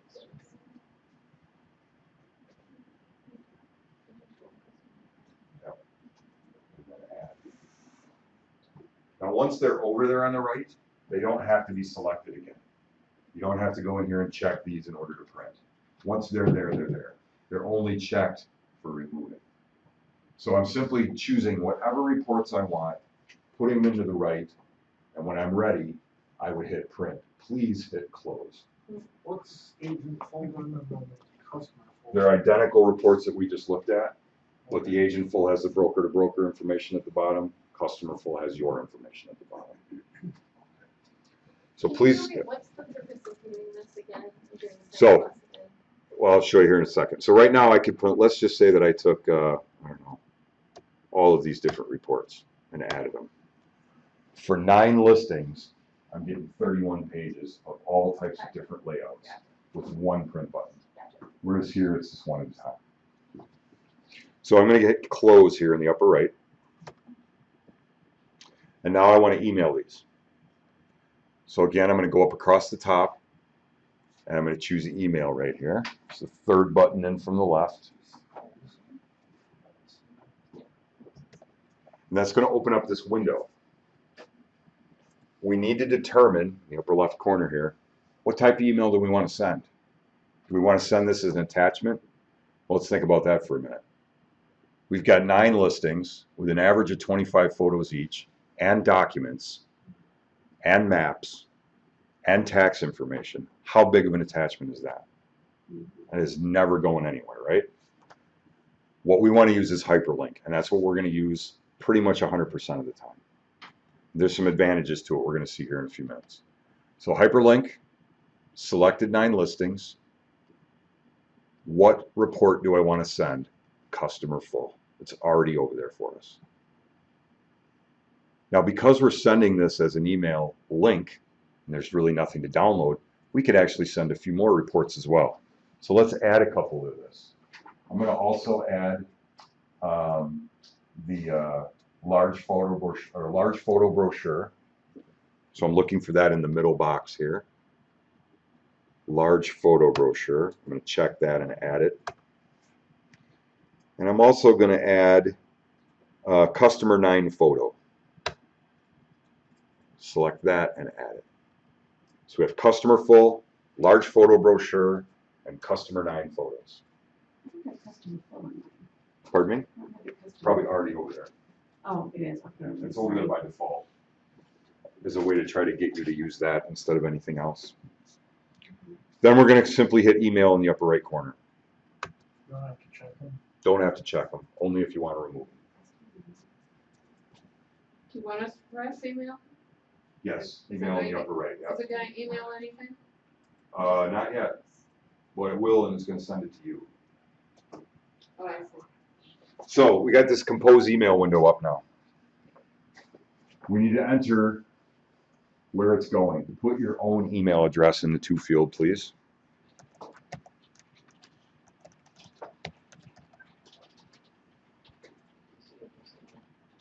And then in the subject line says link to listings. It's already filled out. Pardon me? Oh yeah, so we haven't got your email address yet, so just follow along and I'll get you fixed up right here. So, got my email address in there. It's going to, the subject line says link to listings, and I probably want to change that. Link to listings for Joe Buyer. Because if I do this 14 times a day and it's different people, I'm not going to know what these are for. I want to add that name to that so I can identify it. Now down here in the body of the message, I can type a message. I'm just click down here and put my cursor just above this link here. And I could type, dear whoever, here's a listing, blah, blah, blah, blah, blah. Or I could go up to the top and choose message body. And what you should see under there is a list much shorter than mine, but it should say test for class. And when you click that, it just enters that text for you. That's what that template's for. And then I'm just going to go ahead and hit send in the upper right corner.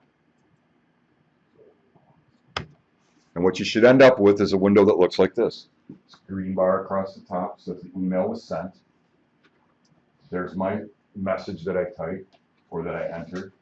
The link itself, my signature, what to do if the link doesn't work, and then a way to opt out.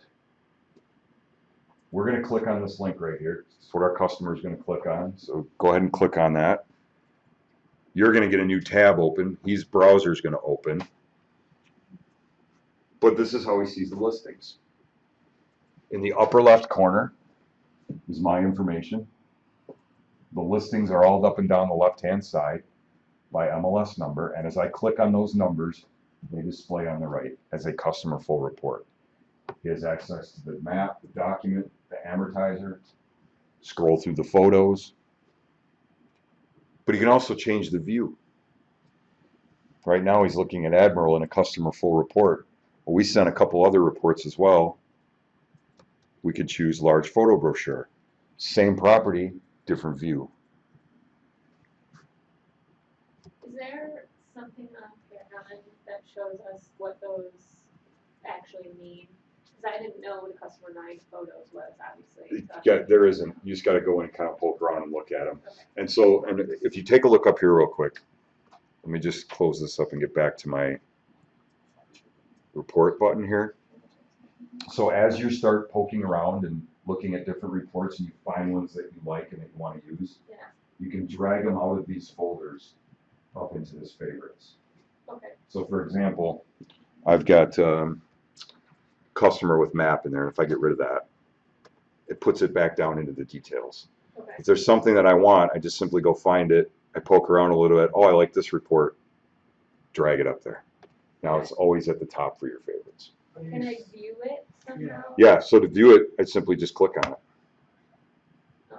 And you view it, and then you can go back to the spreadsheet, pick a different view. Okay. Yeah. Cool. So let's go back here now. So I've got, again, 9 listings, 25 photos, documents, maps, taxes, everything else, 3 different views, and that was instant. It immediately went through. There was nothing that had to be downloaded or saved. This link is good for 90 days from the day it was sent. So for the next 90 days, Joe can open that same email, click on that same link, and see these 9 properties. But it's a live look at those properties. So right now, this one here that we're looking at on Admiral is offer show at 178.9. Tomorrow, he opens the email, opens up this page, and it's back to active, but it's 175.9. Or it's pending, or it's sold, or they've changed the photo, or they've changed the remarks. All of that stuff will be replicated here because this is a live link to those properties. It's like giving him a key to those 9 listings for the next 90 days. At the end of the 90 days, the link expires. He clicks on it and it says, please contact this guy for more listings. Yes. I know you're probably gonna get there, but there are three colored dots next to the text, the button and all of that, on the, where all those icons are. Are you going to go over that? And it's on here. This one. Yes, yes. In fact, I'll do that real quick. There's kind of a reason why I skipped over that. Yes, I was. And the reason is that I forgot. And now I just closed my window. Okay. But there's another reason I kind of subconsciously forgot it, was because I don't have access to it anymore. In order to have access to that, it's what we call RPR. Let me just get logged back in here again. RPR is the Realtor Property Resource Guide, and what she's referring to, search back up here.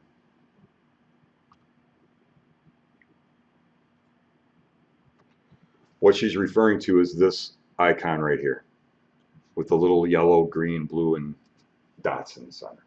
So this is RPR, Realtor Property Resource Guide. As agents, you have access to this site. Doesn't cost you anything. You have to go register for it. But it's a site that was built by the National Association of Realtors. They've been collecting MLS data for decades and compiling all these little databases and what they're going to do with it. And RPR is sort of the product of all of that. You can go into RPR and it's a lot like Paragon with respect of searching for property based on address or parcel number, etc. But it's a lot more detailed. You can look at floodplain levels and all kinds of pieces of information. I can't even begin to explain everything that it covers. The reason that the icon is here is that if you have an account in RPR, you have another tab open up here and you're logged into it, you can click on RPR and it will take you to RPR and show you that property and all the information about it in that program. I would urge you to go out and sign up for it. It takes you 2 minutes to sign up, and then you can go around and poke around in there. There might be some great information in there, especially when it comes to like doing market analysis, pricing information. How do you sign up for that? You just go ahead and click on it, and it'll take you to the page, and you can sign up for it. You put in your address. I think they want your NERDS ID, which is your national, that's on your license somewhere. And you just simply sign up. It's free, and then you can poke around in there all you want. It's a pretty nice tool. Now we're going to take a quick break, just to get up, get some air, refresh on coffee, etc. If you go through this door to the left, there should be coffee on the counter. If you go through the right to the double doors, restrooms are left and right. If you go to the end of the hall and turn right, there's some overpriced vending machines you can use. You're welcome to have food and beverage in here. Just don't electrocute yourself. Everything is fine where it is. We'll be back here in about 5 minutes, and we'll keep going. Can you step up, and we'll take a look at what's going on here with your...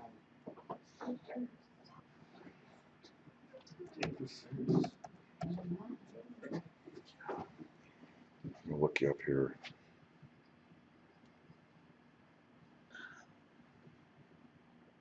Spell your last name. Debbie? Mm-hmm. And HUGD Realtor at Gmail. Mm-hmm. Just make sure there's no extra spaces or anything in here. I'm going to send you verification. And you should be able to check that and takes 2 minutes for it to get it. It'll be a link. You click on the link in your email and you'll be good to go. Okay. Okay. All right, thank you.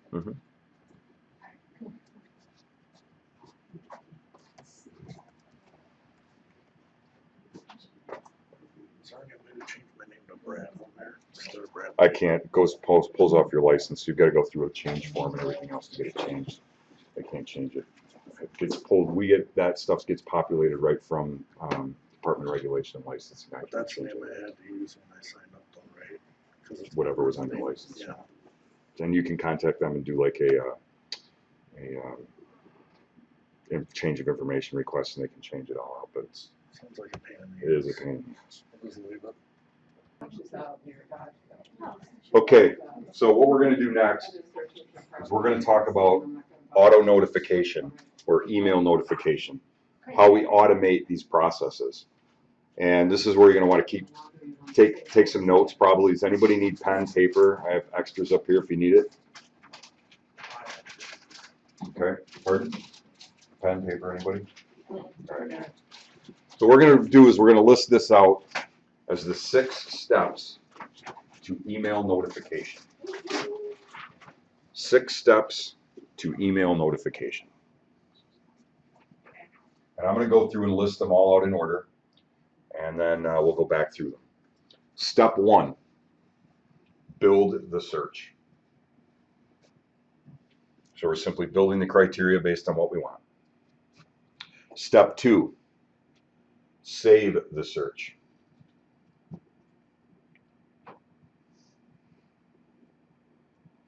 Step 3, which is the most important step out of the 6, put an asterisk before this one, is to email the results of that search to the customer.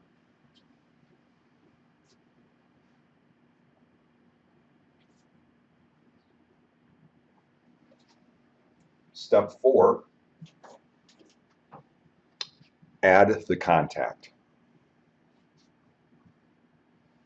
At the end of that line, in parentheses, put the word next. I'll explain that momentarily. Step 5, assign the search to the contact.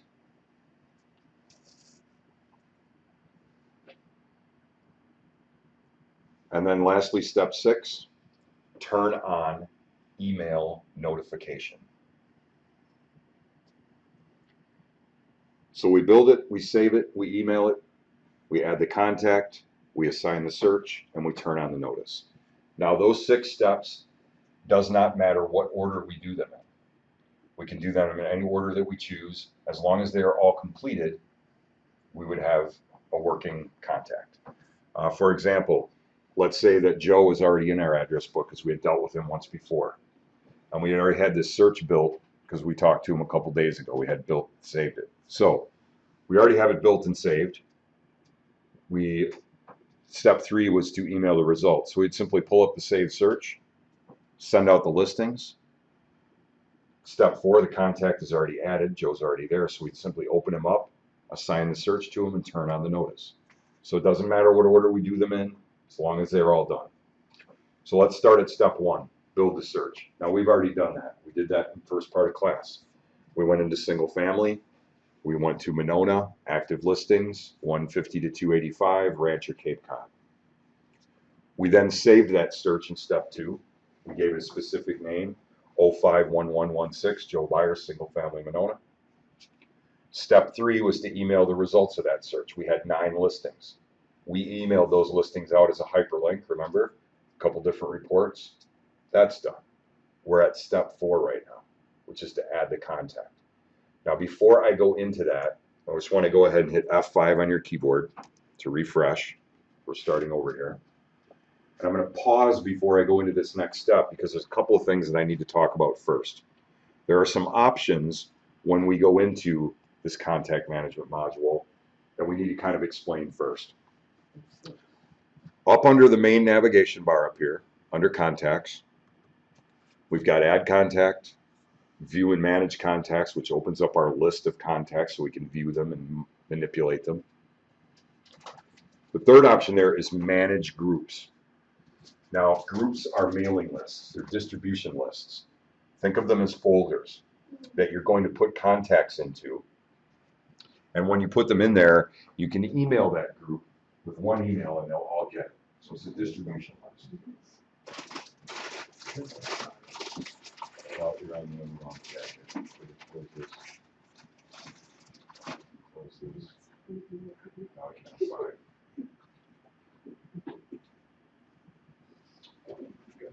Multi-function. So you're hitting these controls. If you're going to go My legs function, are still sore from working out. Yeah. try to get the red commands stripped. Flat test built and hit those white icons. Move that up keys. So now it's not, you changed it.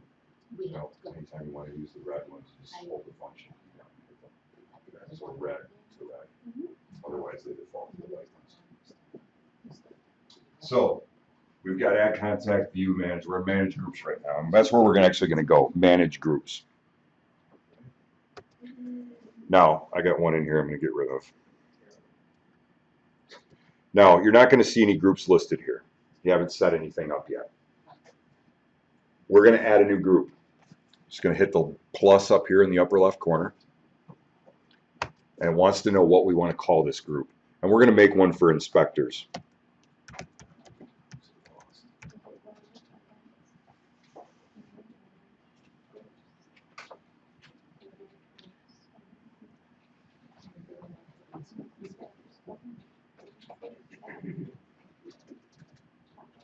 Add a new group. And we're going to label it inspectors.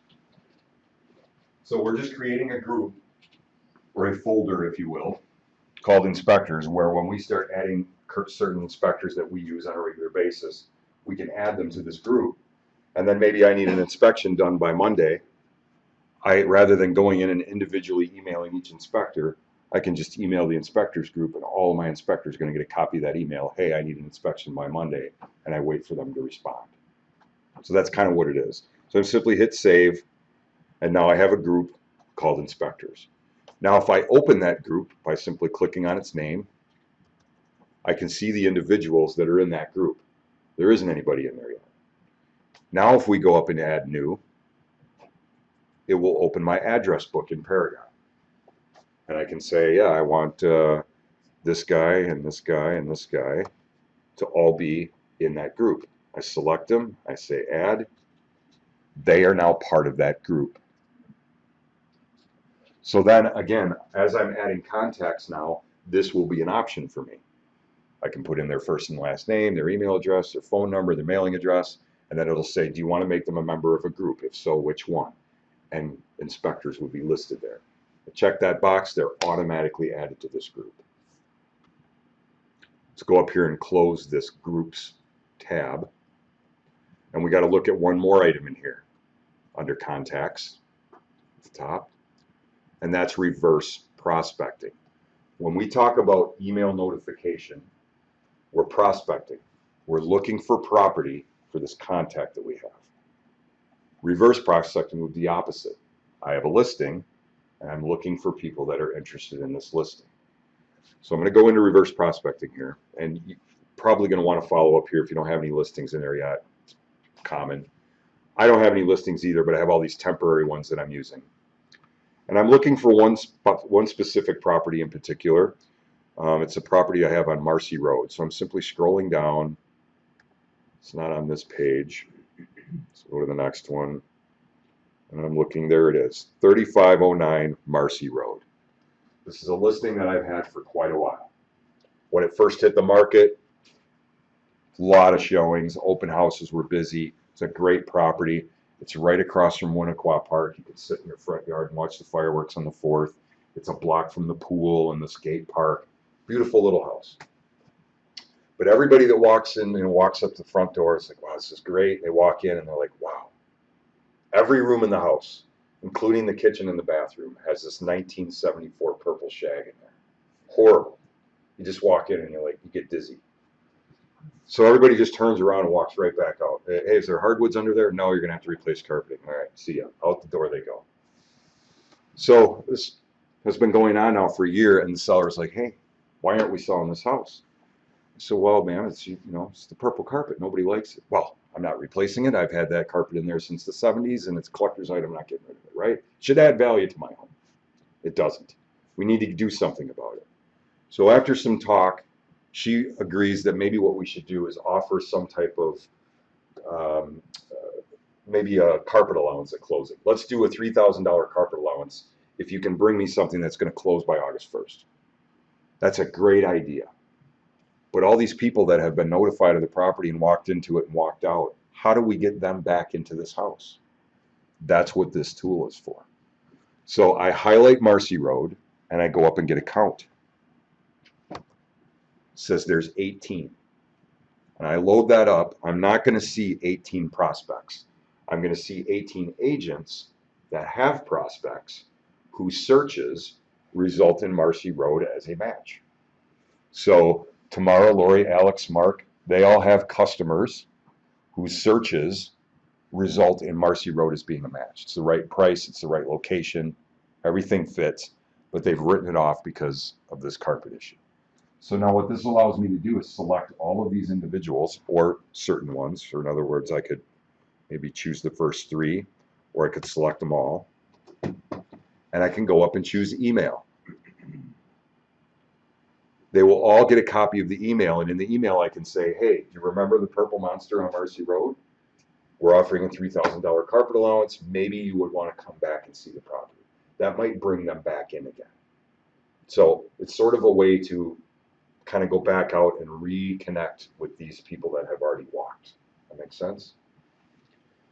Are you capturing those agents' names because they have done a search? And, They have a search currently and, with a contact currently. And so it connects with you. Yeah, it knows that Marcy is part of the results of one of their customer searches, ties them together. Now, they are on this list because they've elected to be on this list. Now, why would they elect to be on this list? Well, I'm going to cancel this email. Let's take Mark Williams here. So Mark had this guy that he met March 13th of 2014. And the guy probably said he was looking for a cheap and ugly house. In fact, that's what he named his prospect, cheap and ugly house. And so he's got this customer that he identifies with that way, and he has shown him everything there is out there. He's out of options. He's out of inventory. The guy doesn't like anything, including Marcy Road, because he didn't write an offer on that either. So Mark is out of options. So rather than just kind of sitting stagnant, Mark makes himself available in these lists so that maybe something he's already shown will come back to him with a concession of some type. So I use this tool when I'm kind of out of options on getting the property marketed and getting it sold. And these people are on this list because they're in the same boat with their buyer. And that's what kind of brings us together. That makes sense? All right. So now I'm going to close this up. I'm going to close reverse prospect. And we'll talk about how to get you on this list in a moment here. Let's go back to our list of 6 steps. Hey, Rick, Yes. excuse me, the other agents are pretty receptive to getting that, because it's. Yeah, and then for example, we just added Joe. We're going to add Joe right now. And the last thing that we would want to do is put Joe on that list because we haven't even shown him a single property yet.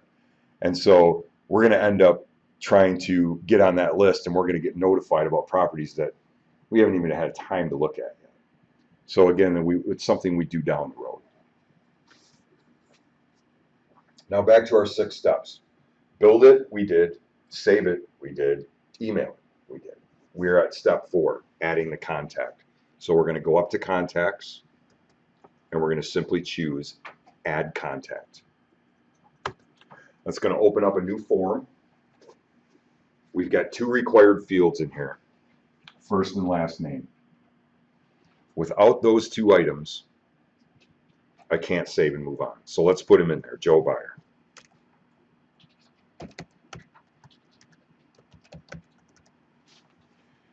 Now, at this point, I could just save this. I'd have first and last name, but I need more information than that. These notices are going to go out via email. So we want to have an email address in there for them. Go to the home email and just type your own in there for today.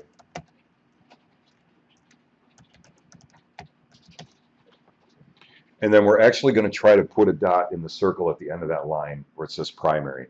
And it's actually going to jump out of our way first and put a green check there, telling me that that is a valid address. Now I can mark it as primary. Now we could add additional email addresses, a work email, another email, the company he works for, his job title. We could put in his spouse's name and their email address and notify them as well. A lot of different options. Today we're just worrying about Joe and his email.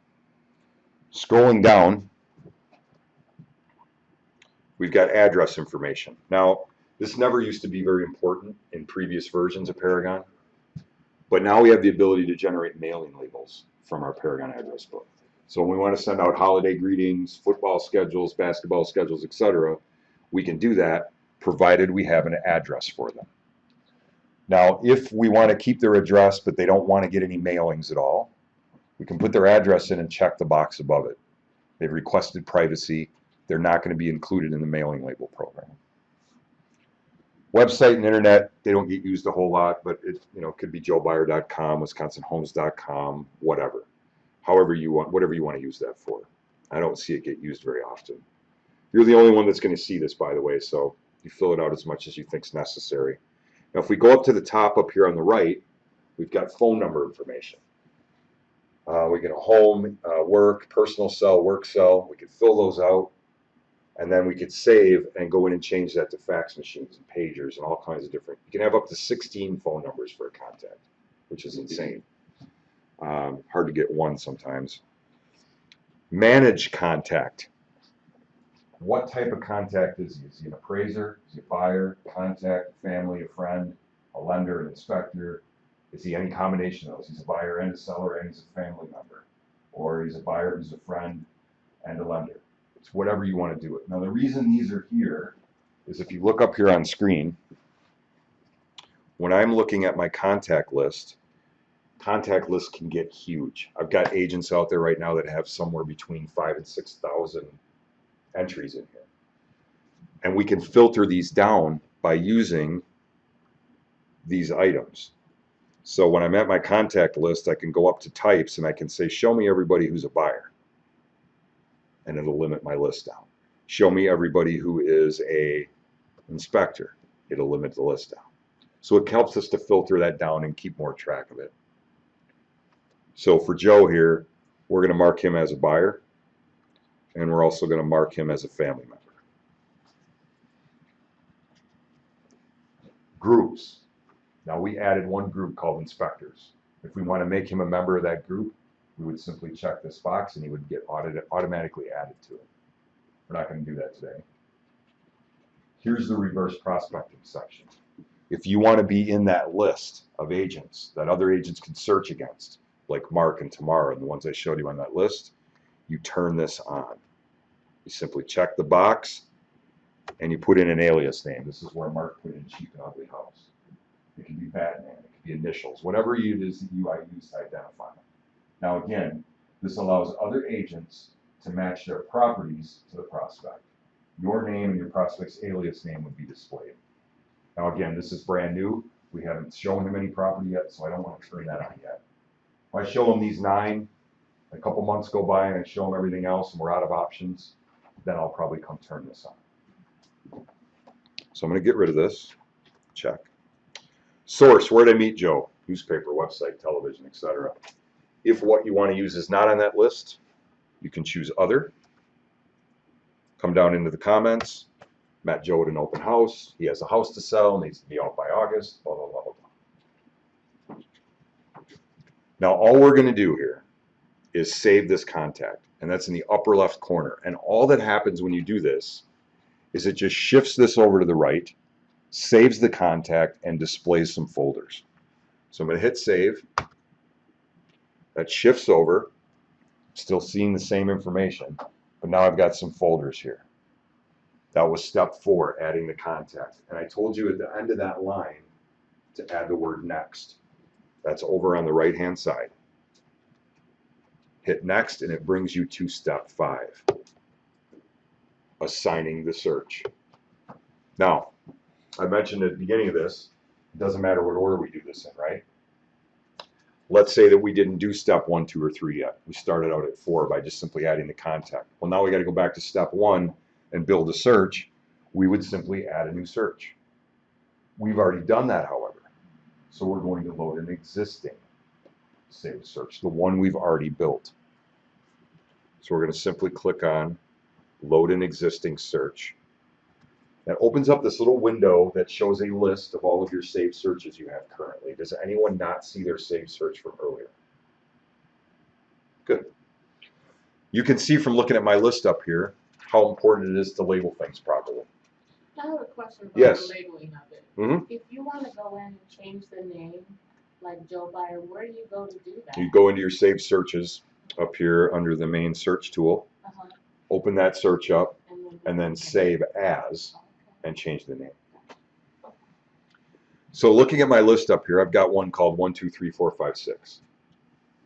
No idea how old that is, what it's for. I've got another one down here, CMA for class. Well, that's a little descriptive, but I have no idea how old it is. Above that, however, you can see how easy it is to find things. Here's one I did March 31st, 2014, CMA for class. Here's another one from April. I'm simply looking for today's date, and I'm going to put a check mark next to it. That's the search that I'm going to use. Now, this is important. The reason why these are checks is that you can assign up to 5 searches to 1 contact, and that's important to know. What if Joe's an investor and he's looking to invest some money in a single family home that he wants to flip? Maybe he also is looking at a 4-unit building, and maybe also a piece of vacant land. Those are 3 separate searches. I can build all 3 of those, save all 3 of them, and assign all 3 of them. And they can all be notified upon independently. Right now, today, we're just worrying about the 1 search. So I simply select the one I want. I'm going to hit save in the upper right corner. And that is going to complete step 5. You'll see it inserted over here on the left. The details about it are on the right. Notice there are no counts. There's no totals, there's no nothing there, because notification is off. One of our options would be to use no notification. Let's choose that first. No notification puts the counts up there, runs the search every 15 minutes, 24/7, but it's not going to do anything with it. I got to come in here every day, open this person up, and look at that and physically load those listings and send them out. Kind of defeats the purpose, right? What we want to do is email notification, the third option here. Now that opens up a new window. This is the rule sheet that we're going to use to set these notices up and when they're going to go out, what they're going to say, etc. Make sure I'm in the same spot. So right now we're off with no count. If you choose no notice, puts our counts in here. It's going to run it every day, Maintenance but every nothing's day. going to happen. We're going to choose email notification. That opens this thing. Everybody else good? Okay. So first of all, who's it going to go to? Well, it's going to the address we put in for Joe. Subject line, real estate listing notification for our customer. Notice the date range to the right of that. Starts today and it goes out 1 year. On 10 days prior to that ending date, you would log into Paragon, you would automatically get a pop-up window that would appear, and it would say the following clients are going to expire in the next 10 days. What do you want to do? And you can just let it expire in 10 days, you can shut it off now, or you can extend it up to another year. Now, I would urge you to look at this ending date and shorten it up. When we first started doing these limits, a lot of agents that have been around a while got a little upset because they were used to turning it on and just leaving it on. Well, I was getting calls from the public. Bought a house. Oh, good for you. 3 years ago, I'm still getting notices in the mail. Well, call your agent, tell them to shut it off. Well, I did that, and they said they don't know how to shut it off. Well, that's a training problem. But we needed a way to limit those so they're not continually going out. So they put this 1 year thing on. Well, what we realized was that why not take advantage of this pop-up alert that tells us it's going to expire instead of turning this on for a year and then moving on down the road and working with the next guy, and then suddenly you're like, oh yeah, I met Joe like a year ago. Wonder whatever happened to that guy. Let's set this out 30 days. So 20 days from now, we get an alert that it's going to expire. That gives me a reminder to get a hold of Joe and say, hey, I've been sending you listings for 20 days. Haven't heard anything from you. Maybe we need to adjust something. Maybe he's not getting them. Forces us to reach back out and contact him. So I would shorten that date up to 30 days or so. Just a suggestion. The result view he's going to get, customer full. When will he be notified? Immediately or on a recurring schedule? Well, let's choose recurring first. I'm going to put a dot in that circle next to recurring. And a little time frame link will appear. We're going to open that up to set the time frame. Now we saw this in preferences. Preferences allowed us to set this for everyone at the same time. This is for this individual. Do I want to notify him daily? Every day at 5 p.m.? It's going to run the search all day long every 15 minutes and queue this stuff up and then send it out at 5 o'clock. That's kind of nice. Weekly, we could do it Monday, Wednesday, and Friday at noon. Or we could go monthly, first Wednesday of every month at 6 p.m. And again, it would just queue everything up until that release point and then send it out. Now, I don't use recurring, and a lot of agents do because they have this fear that if they use immediate, that their customer is going to be inundated with emails all day. Here's a listing, here's a listing, here's a listing. That almost never happens. I'm going to cancel this. Let's think about our criteria. 150 to 285, Rancher, Cape Cod, Monona. It's 9 of them. I live in Monona. I've been there for 12 years now. And there simply isn't anything. That's the same 9 that have been there forever. Now, if our search criteria was 10,000 to 100 million, Dane, Columbia, Rock, and Sauk County, all classes, yes, we're going to get inundated with emails. But think about your own neighborhood, your own house, your own price range. How many times does a listing go up on your street or on your block or in your neighborhood? That's about the frequency we're talking about here. So I would rather, especially right now with the market the way it is, you put a sign in the yard, you got 5 offers in 3 days. Most of them above each other in price. So if I wait until the first Wednesday of the month, he's not going to have a chance at any of this stuff. I want him to be notified immediately.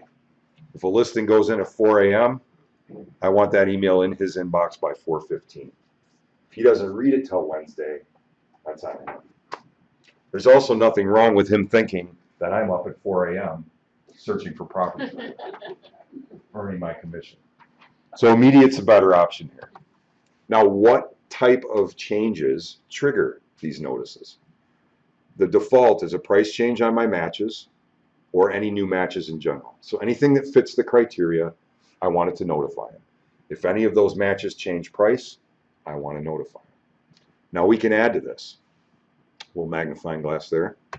We can also say notify him if any of my matches get a virtual tour added, if any of them get an open house scheduled, if any of them have a status change. Now we got to pause there for a moment because people turn this on thinking, okay, well, if it goes from active to pending, they get notified. If it goes from pending to sold, they'd be notified. No. If our criteria is all active, so active, bump, and show, and it changes in those 3, he would be notified. Not if it goes to pending. So I typically don't use these. I use these 2. Occasionally I use status change. If I'm using all actives, I will definitely use this. I want to know if it goes from active to bump, and if it goes from bump back to active again. Be nice for them to be notified of that. But for the main defaults, these 2 are just fine. So I'm going to go ahead and cancel this.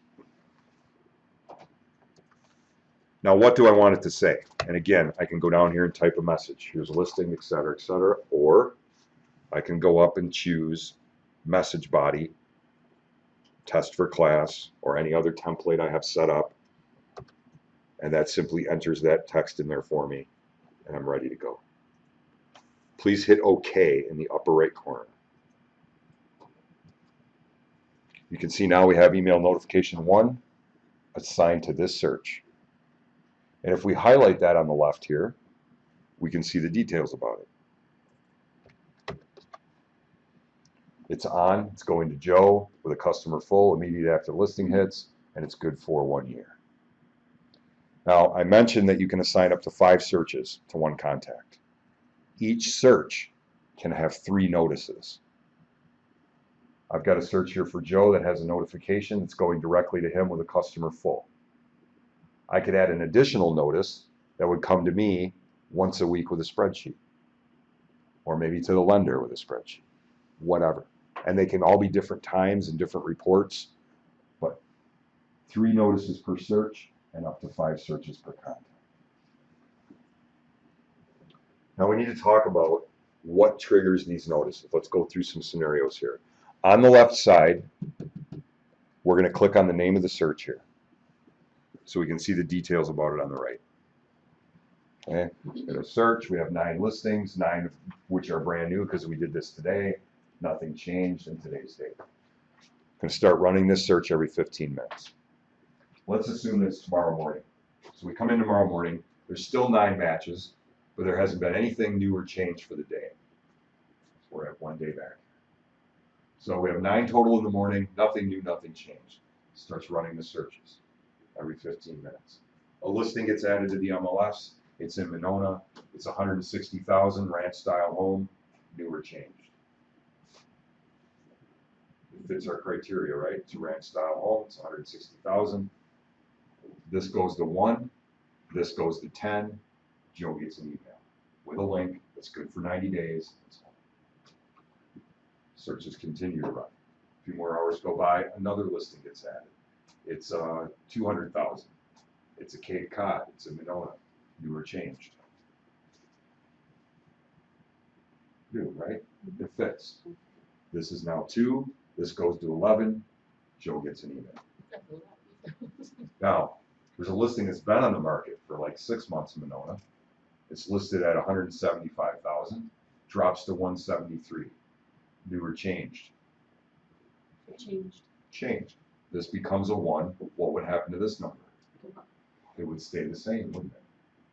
Because it was one of my matches that changed. So it's not a new match, it's just a changed listing. So the change one goes up, but this stays the same because it hasn't become a non-match at this point. It's just changed price. There's another listing in the MLS. It's in Monona, ranch style home. It's listed at 151,000. It drops to 149. New or changed? Changed. This is now 2. What happens to this number? Same. It goes down by 1 because our bottom dollar is 150 and it dropped to 149.9. So you have to think of this search as a bucket with a filter on top. Things are going to hit the market and fall into the bucket because they match. This goes up, Joe gets notified. Things are going to change and stay in the bucket. This is going to go up, this is going to stay the same, but Joe is going to get notified. Things are going to change and fall out of the bucket. This is going to go up, this is going to go down, but he's going to be notified. And that's going to continue until this expires. So he'll be notified even though the price is no longer in the range. Correct. And not only will he be notified, but if it happens within 90 days of the first email, that's going to reflect that price too. Now let's assume, actually, let's pause there for a minute. What does that tell you about your search, by the way? The fact that we had a property that was listed at 151, that was a match. It dropped in price to 149.9, which made it change, but it fell out of our matches. Well, Joe said he was looking at property from 150 to 285. When somebody tells you that, you don't want to set it at 150. You want to set it at 147, 148. I want to catch those ones that are just on the outside. If I can save them a couple bucks, great. But if I'm at 150 and a property's listed at 149,999, I'm not going to see that property. So make sure that you sort of expand that price out a little bit. If it's a little high, you can write down. If it's a little low, that's fine too. Now let's assume that he got an email and there was a property that he just loved. He wants to set up a showing, so we go out and look at it. We decide to write on it. And as I'm on my way out the door to go present the offer, he says, "Don't send me anything else. That's the one I want. I'm done looking at houses." Do I want to go in and shut all this off? No. Because what's going to happen? There's already 3 offers on the house. Or I'm going to put it in and it's going to get countered. And we're going to go back and forth through this process for a week. And then we lose the property. I've lost all this time. I don't want to create all this. So what are my options? Well, I could go over here to the left and highlight that notification. And I could simply shut it off. But nothing's being notified now. A better option would be to go up and edit that notice. Just go that right up across the top here. And change the address from him to me. So now it's still continuing down the path it's been doing, but instead of sending them to Joe, it's going to me directly. And then when we offer falls apart and we need to keep looking, I can turn it back to him, and I've got this inbox full of stuff that I can go gather, and we pick right up where we left off, right? A lot of different options here. No basic rules for how to use it. It's giving you examples. Notifications can be altered at any point and redirected at any point without losing track of where you are. The whole goal is to not give up these current numbers, because this is what's current and accurate according to what Joe's got. And if I shut notice off for a week and then turn it back on, these numbers are going to be completely different from the first time he saw it, and I might be missing something. Now let's assume, though, that the offer got accepted and everybody's happy and the property's sold, so we can be done with this now. We could go the opposite order. We could simply get rid of the notice and then get rid of the search, and we would have Joe left over. We can do all of that with one click. I've got the search highlighted on the left, and right here in the middle above it is remove search. And if you choose that, you have 2 options: remove from contact or delete. If I simply remove it from the contact, all I'm doing is taking this conglomerate of search and contact and separating. I'm going to keep the contact and I'm going to keep the saved search. I don't want that search anymore. Done with it. So we're going to simply choose delete. That's going to get rid of the saved search, and it's going to take the notice with it, but it's going to leave Joe behind. So hit delete. Are you sure? Okay. Joe still exists in my address book, but the search is gone, the notice is gone, and we can move on to the next guy. Now, I've been doing this a long time, and I've done this in front of a group like this. I've done it one-on-one. I've done it in front of 500. The second time I taught this class was in front of 500 people. I was a little unprepared, but I got through it. But no matter what happens or how big a group it is, you all sort of have that same glazed over deer in the headlights look that you have right now. And that's normal, because that was a lot of information. But let's look at those 6 steps. If I said to you right now, let's pick one of those, step 1, and I said to you, I need to find a 2-bedroom home in McFarland. Could you find me one? Mm-hmm. So building a search is pretty straightforward. So I said to you, okay, so you found that search for me, appreciate that. Can you save that search so we can run it tomorrow? Could you save a search if you had to? Mm-hmm. Save search, give it a name, not too difficult. Step 3, email me the results of that search.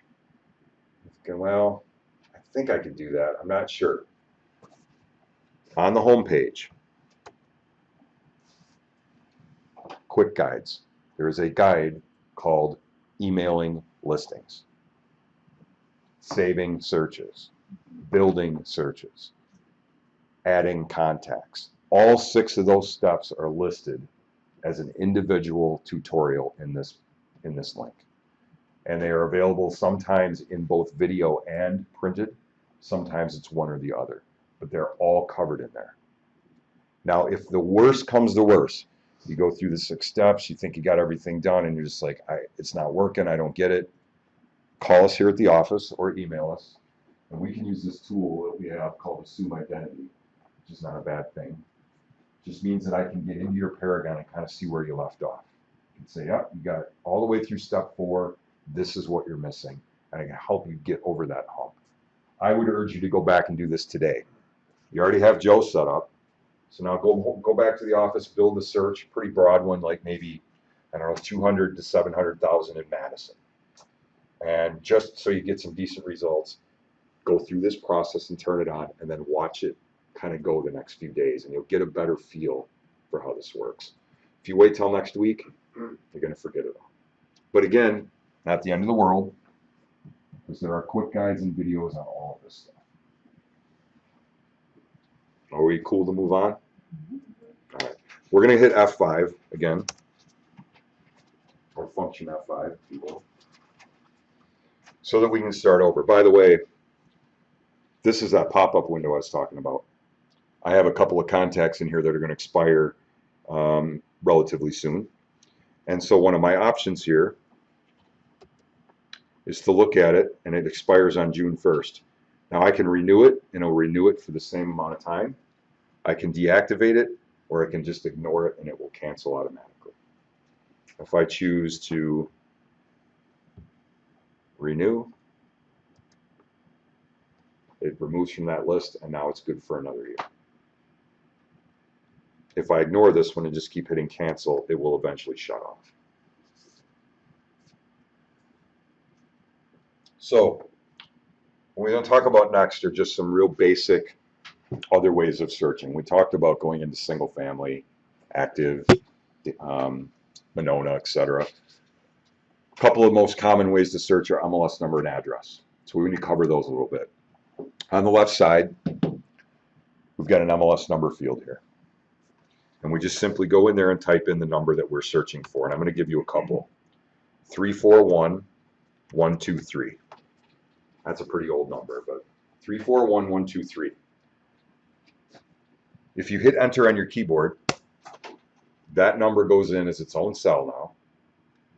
And it should be counting 1. At the bottom down here. If I add another 2 numbers separated by comma, 341124, comma, notice what happens when I hit the comma. It goes in as its own cell. Now that's important to know. So if somebody sends you an email and says, I would like information on the following 5 MLS numbers, number, comma, number, comma, number, comma, number, I can grab those comma separated values, copy them, paste them in here, and it'll break them all out by number, which is pretty cool. What if we add a bad number? 999. Enter.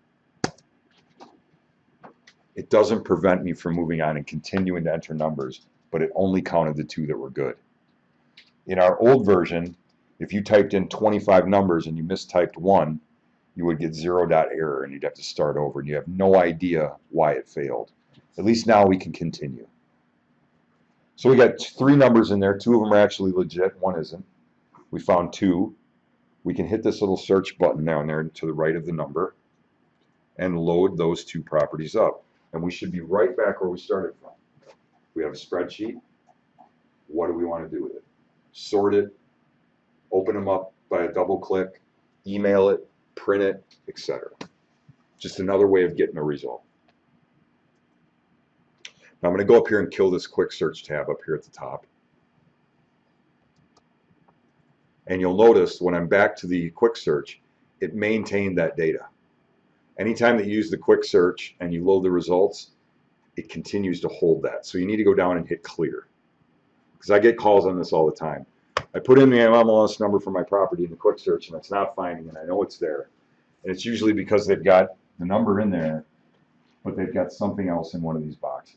So they're telling me they want MLS 341123, which is an active listing on East Washington, but their location is Beloit. Well, it doesn't work and you get 0. So clear it out when you're done.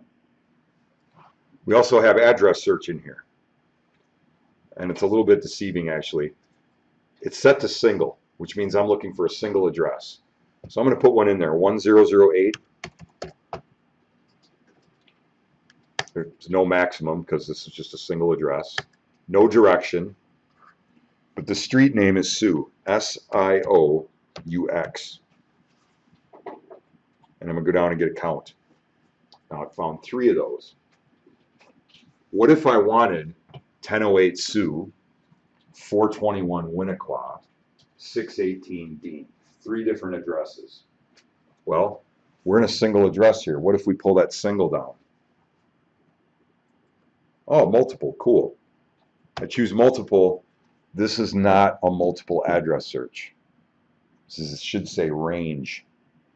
We're looking 1008 to 2508 Sioux. So that's not true multiple addresses. It's a range on a street. Where do we get true multiple address? Well, let's clear this out. And let's go back up to search single family. At the bottom of our primary criteria,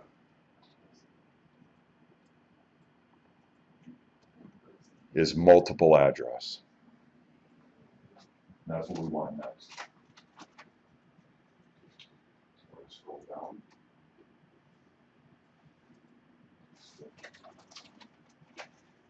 Multiple address.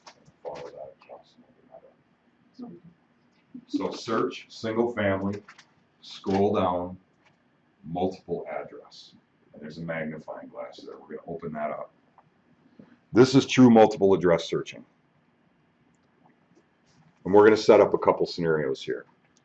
The first thing I'm looking for is the 100 block. So I put that in the low field.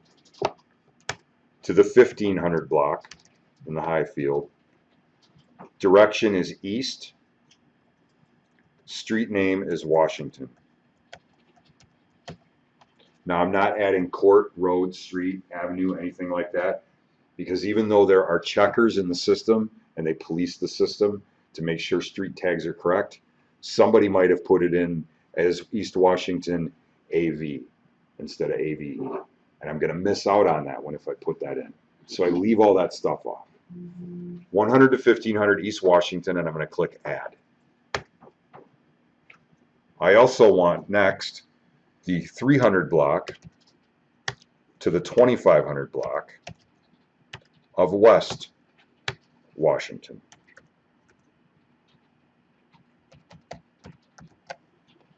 Got to spell it right, Rick.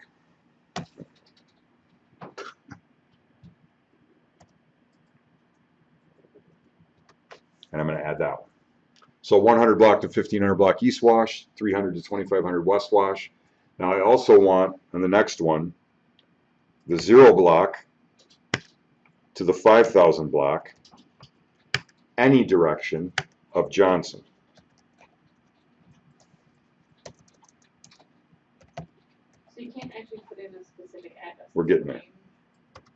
So I got those 3. Now I want a specific address. And again, this time it's going to be 129 to 129.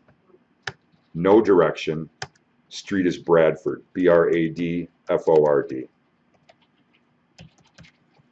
And I'll add that.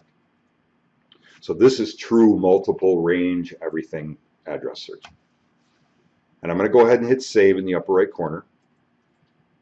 It's going to put those in down here. And I've got a count of 916. Now, is it possible that on those 3 or 4 streets, including the one specific address, that those are all active listings in Madison? No.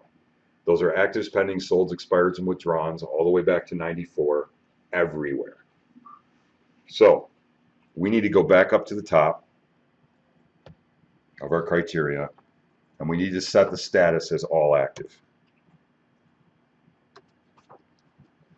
Now, it immediately took us to 9. So I shaved over 900 of those off with just one item.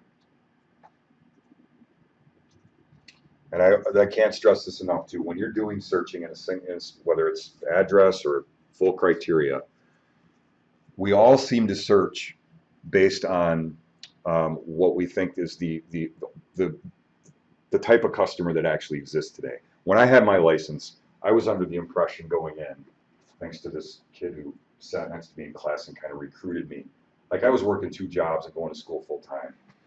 I would show up at class like this, like way behind in my homework, half asleep, and he'd come bouncing in the morning and put his feet up. I'm like, how is this possible? What do you do for a living? He's like, I'm a realtor. A realtor? kind of young for that, isn't it? Well, both my parents are realtors. It's a great way to pay for college. I mean, you sell a house once in a while. How hard is it? I'm like, that sounds about right.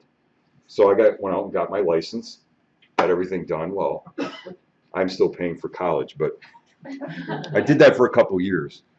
But he made it sound like the perfect clients are out there all over the place. Who's the perfect client? The guy who walks in the door, pops down in here, puts his feet up, and you say, "Can I help you?" And he says, "I want to buy a house." Okay, where do you want to live? Don't really care. How much you want to spend? What kind of house you want? Doesn't matter. When do you want to close? Next hour would be great. That doesn't exist, right? It's the other guy that exists. The guy that walks in that says, "I'm thinking I want to buy a house. Have you talked to a lender?" Not yet. Well, what is it you're looking for? Well, I want to be sort of in the country, but not too far out. I want to be on a cul-de-sac where it's private, but I'd like some neighbors, but not too many. It needs to be wooded, but I don't like those one kind of trees because they make me sneeze. And that grass I don't really care for. It has to be completely green house. I can't handle any electricity. It's got to be run by sun. That's the type of person that exists. So you come in here and you put all of that stuff in here and you get zero. We need to start out at the very top of this thing and start working our way down to where we're getting into, we can start fine tuning it with some of those other details. So somewhere in this, we have to find that balance. That's why these searches are built this way. That's why we kind of follow this schematic, if you will, as we're going through and asking these questions. And of course, it doesn't always work because that guy's always going to come in with this, "I have a short list of things I want." Rolls across the floor. He's got item after item that he needs. Sometimes it's going to be difficult to find that. So right now we've got 9 active listings, but they're everywhere. Do you remember how to make sure we're only searching Madison? All of Madison? In the location field, if you click in there and you type EST, it comes up as Madison Metro East. So that's all the E's. And then WST is Madison Metro West. It's all the W's. Now you can certainly type them in, E01, E02, E03, but this is an easier way of doing that. Yes? So, this is the search that we can save. My problem is assigning the search to contact. I forgot. Okay. So we're going to cover that again in a little bit different way here. So I've got these addresses, all active in Madison, and there are 5 properties. Now, let's say that we wanted to save this for Joe, right? We've already got a search assigned to him. Let's say we still had that other one turned on. Let's go up to Save Search. This is sort of the condensed, quick and easy way of taking the 6 steps that I kind of stretched out. I taught them that way because they're easier to follow, but this is a shortcut way of doing that as well. I'm going to simply go up to Save Search and choose the first item. And I'm actually going to look at this name here and change it. Address for Joe.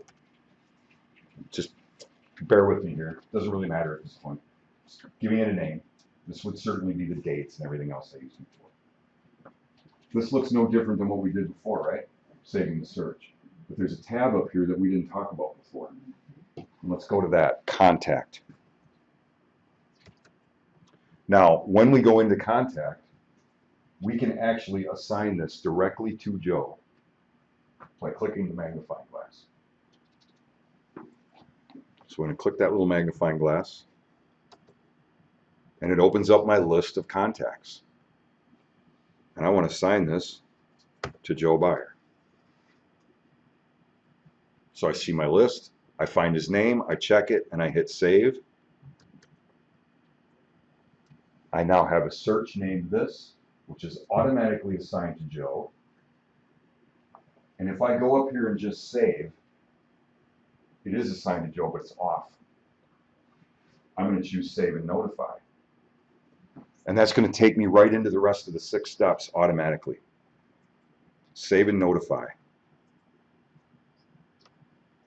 We go into the contacts, now right back where we started before.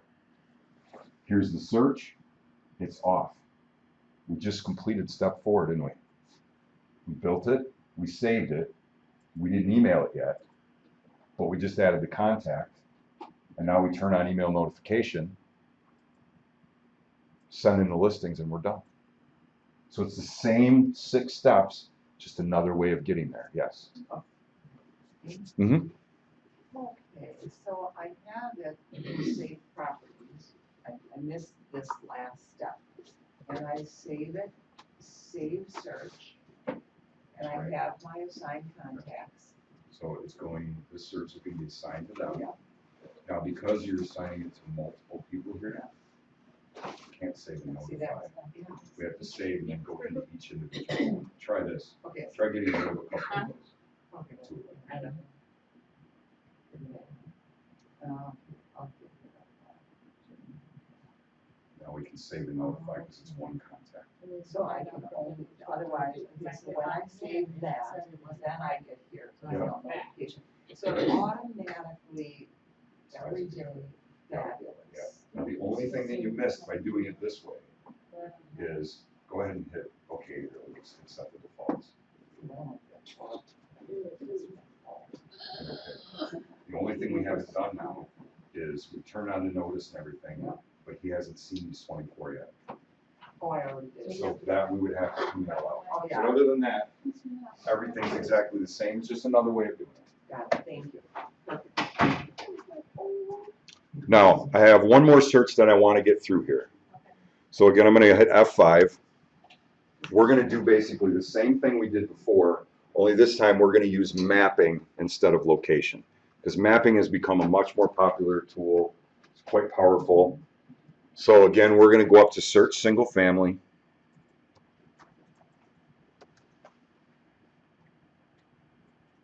Get our standard search up here. We're going to go with all actives. We're going to skip over location. We're going to go right to price, 150 to 285.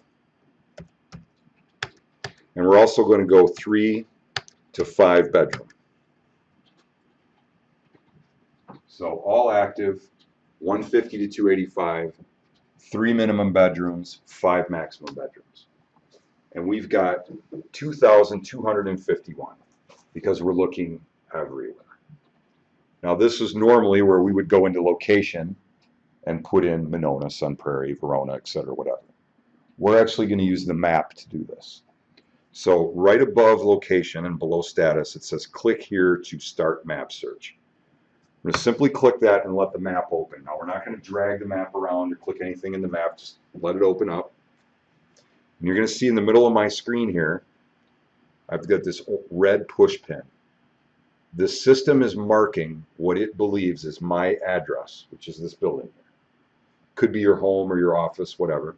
Whatever it is irrelevant. Let's assume, for the sake of this class, that my parents are looking to buy a house and they want to live within a quarter of a mile from me. And I have, for whatever reason, agreed to this. So I'm going to look for property rather than all of Monona. I just want to find things within a quarter mile of my house. So I'm going to go up to the address search in the middle of the top of the screen here, and I'm going to put in my address, and you can follow this along. 1006. The street name is SIOUX. That's in Monona, WI. So all I've put in is 1006 Sioux, Monona, WI. It doesn't stay close. And then I'm going to simply click the magnifying glass. Now that's going to recenter the map and put a flag right on top of my house. Now, I want to find property within a quarter mile of that property. So, I'm going to go up here just to the right of the magnifying glass. There's a miles box, and I'm going to put 0.25 in there. And then I'm going to click draw. Now that put a quarter mile radius around my house, and it found 2 houses. Those 2 houses are actives between 150 and 285, 3 to 5 bedrooms. Now I'm looking at that thinking, there's no way I want them living that close to me. So I'm going to go up and draw another radius. So we're going to go up here to the draw again, and this time I'm going to do 1 mile. Just put in 1 and hit draw again. So now I have this quarter mile, but I also have a 1 mile. It hasn't doubled anything up, it's just this is the largest area I'm searching on. I actually don't want them moving that close, so I'm going to make this inner circle what we call an exclude. So we're going to go up here to edit.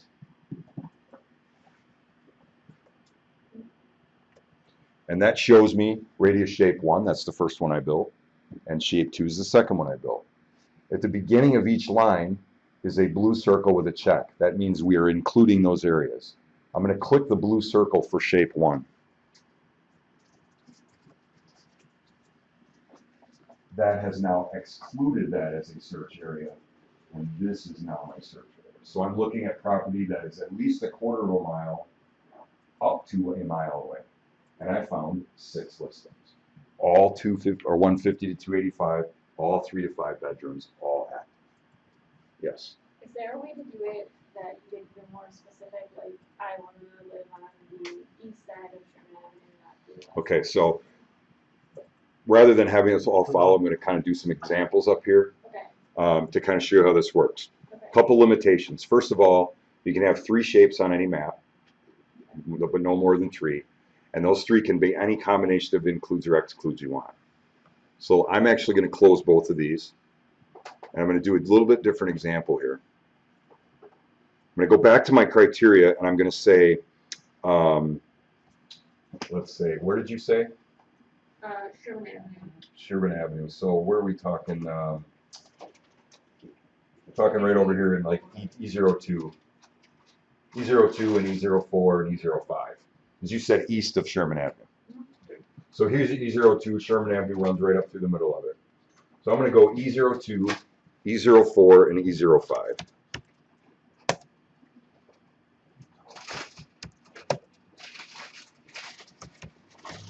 Okay, so I found, whoops, 5 I want. So this is another way we can use the map.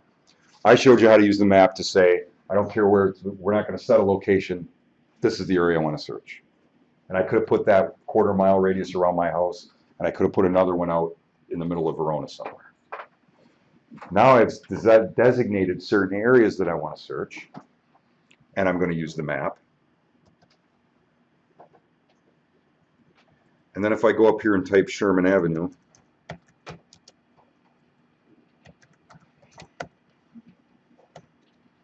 see if I can find it with a very limited number of information. There we go. So when I find Sherman Avenue, I can then take, maybe zoom out a little bit, and I can go up to draw, and I can use what's called a polygon, which is a multifaceted, multi-shape, whatever free-form shape you want. We did radius before. So polygon allows me now to go in here and say, I want to be from this point down to this point, and everything west and north of that, except for maybe this little area around the park. I'm now searching that area, but I want to make that an exclude. So what does all that mean? It means I've set the locations E1, 4, and 5, but I've excluded a specific area in that section. Okay. The opposite of that would be to cancel this, get rid of the locations, use the map to simply drag over to wherever I want to kind of start searching, and then again, polygon. I'd like to be maybe just a little bit east of the airport, maybe in these areas here, in and around this little park and neighborhood. There's my first area. Then I'm going to zoom way out, and I'm going to come over here to Cross Plains and zoom in. And I really like this little area around the cemetery. So I'm going to again do a polygon, and I want these little areas.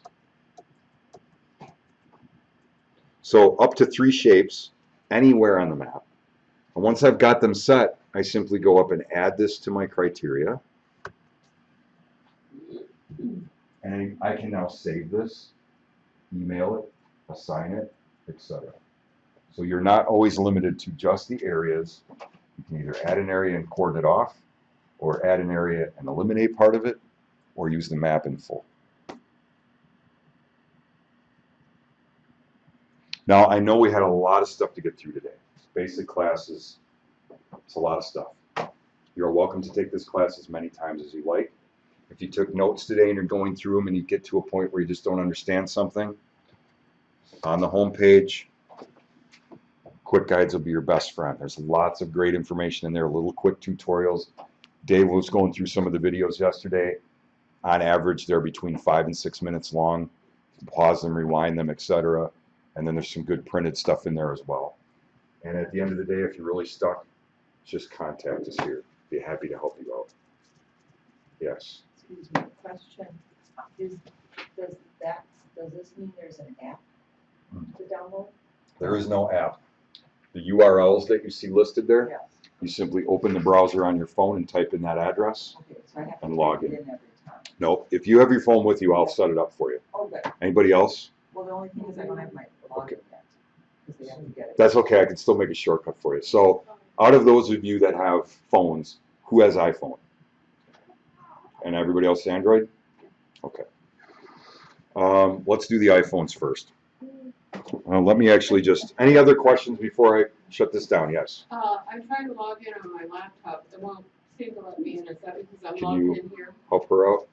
Nope, you can log into multiple devices, more than At likely the she's same not. time. Oh, that's probably. Dave will check it out here for you. So thanks for coming in. I'll come around and help you out with your phones here in a moment. Or you have your own,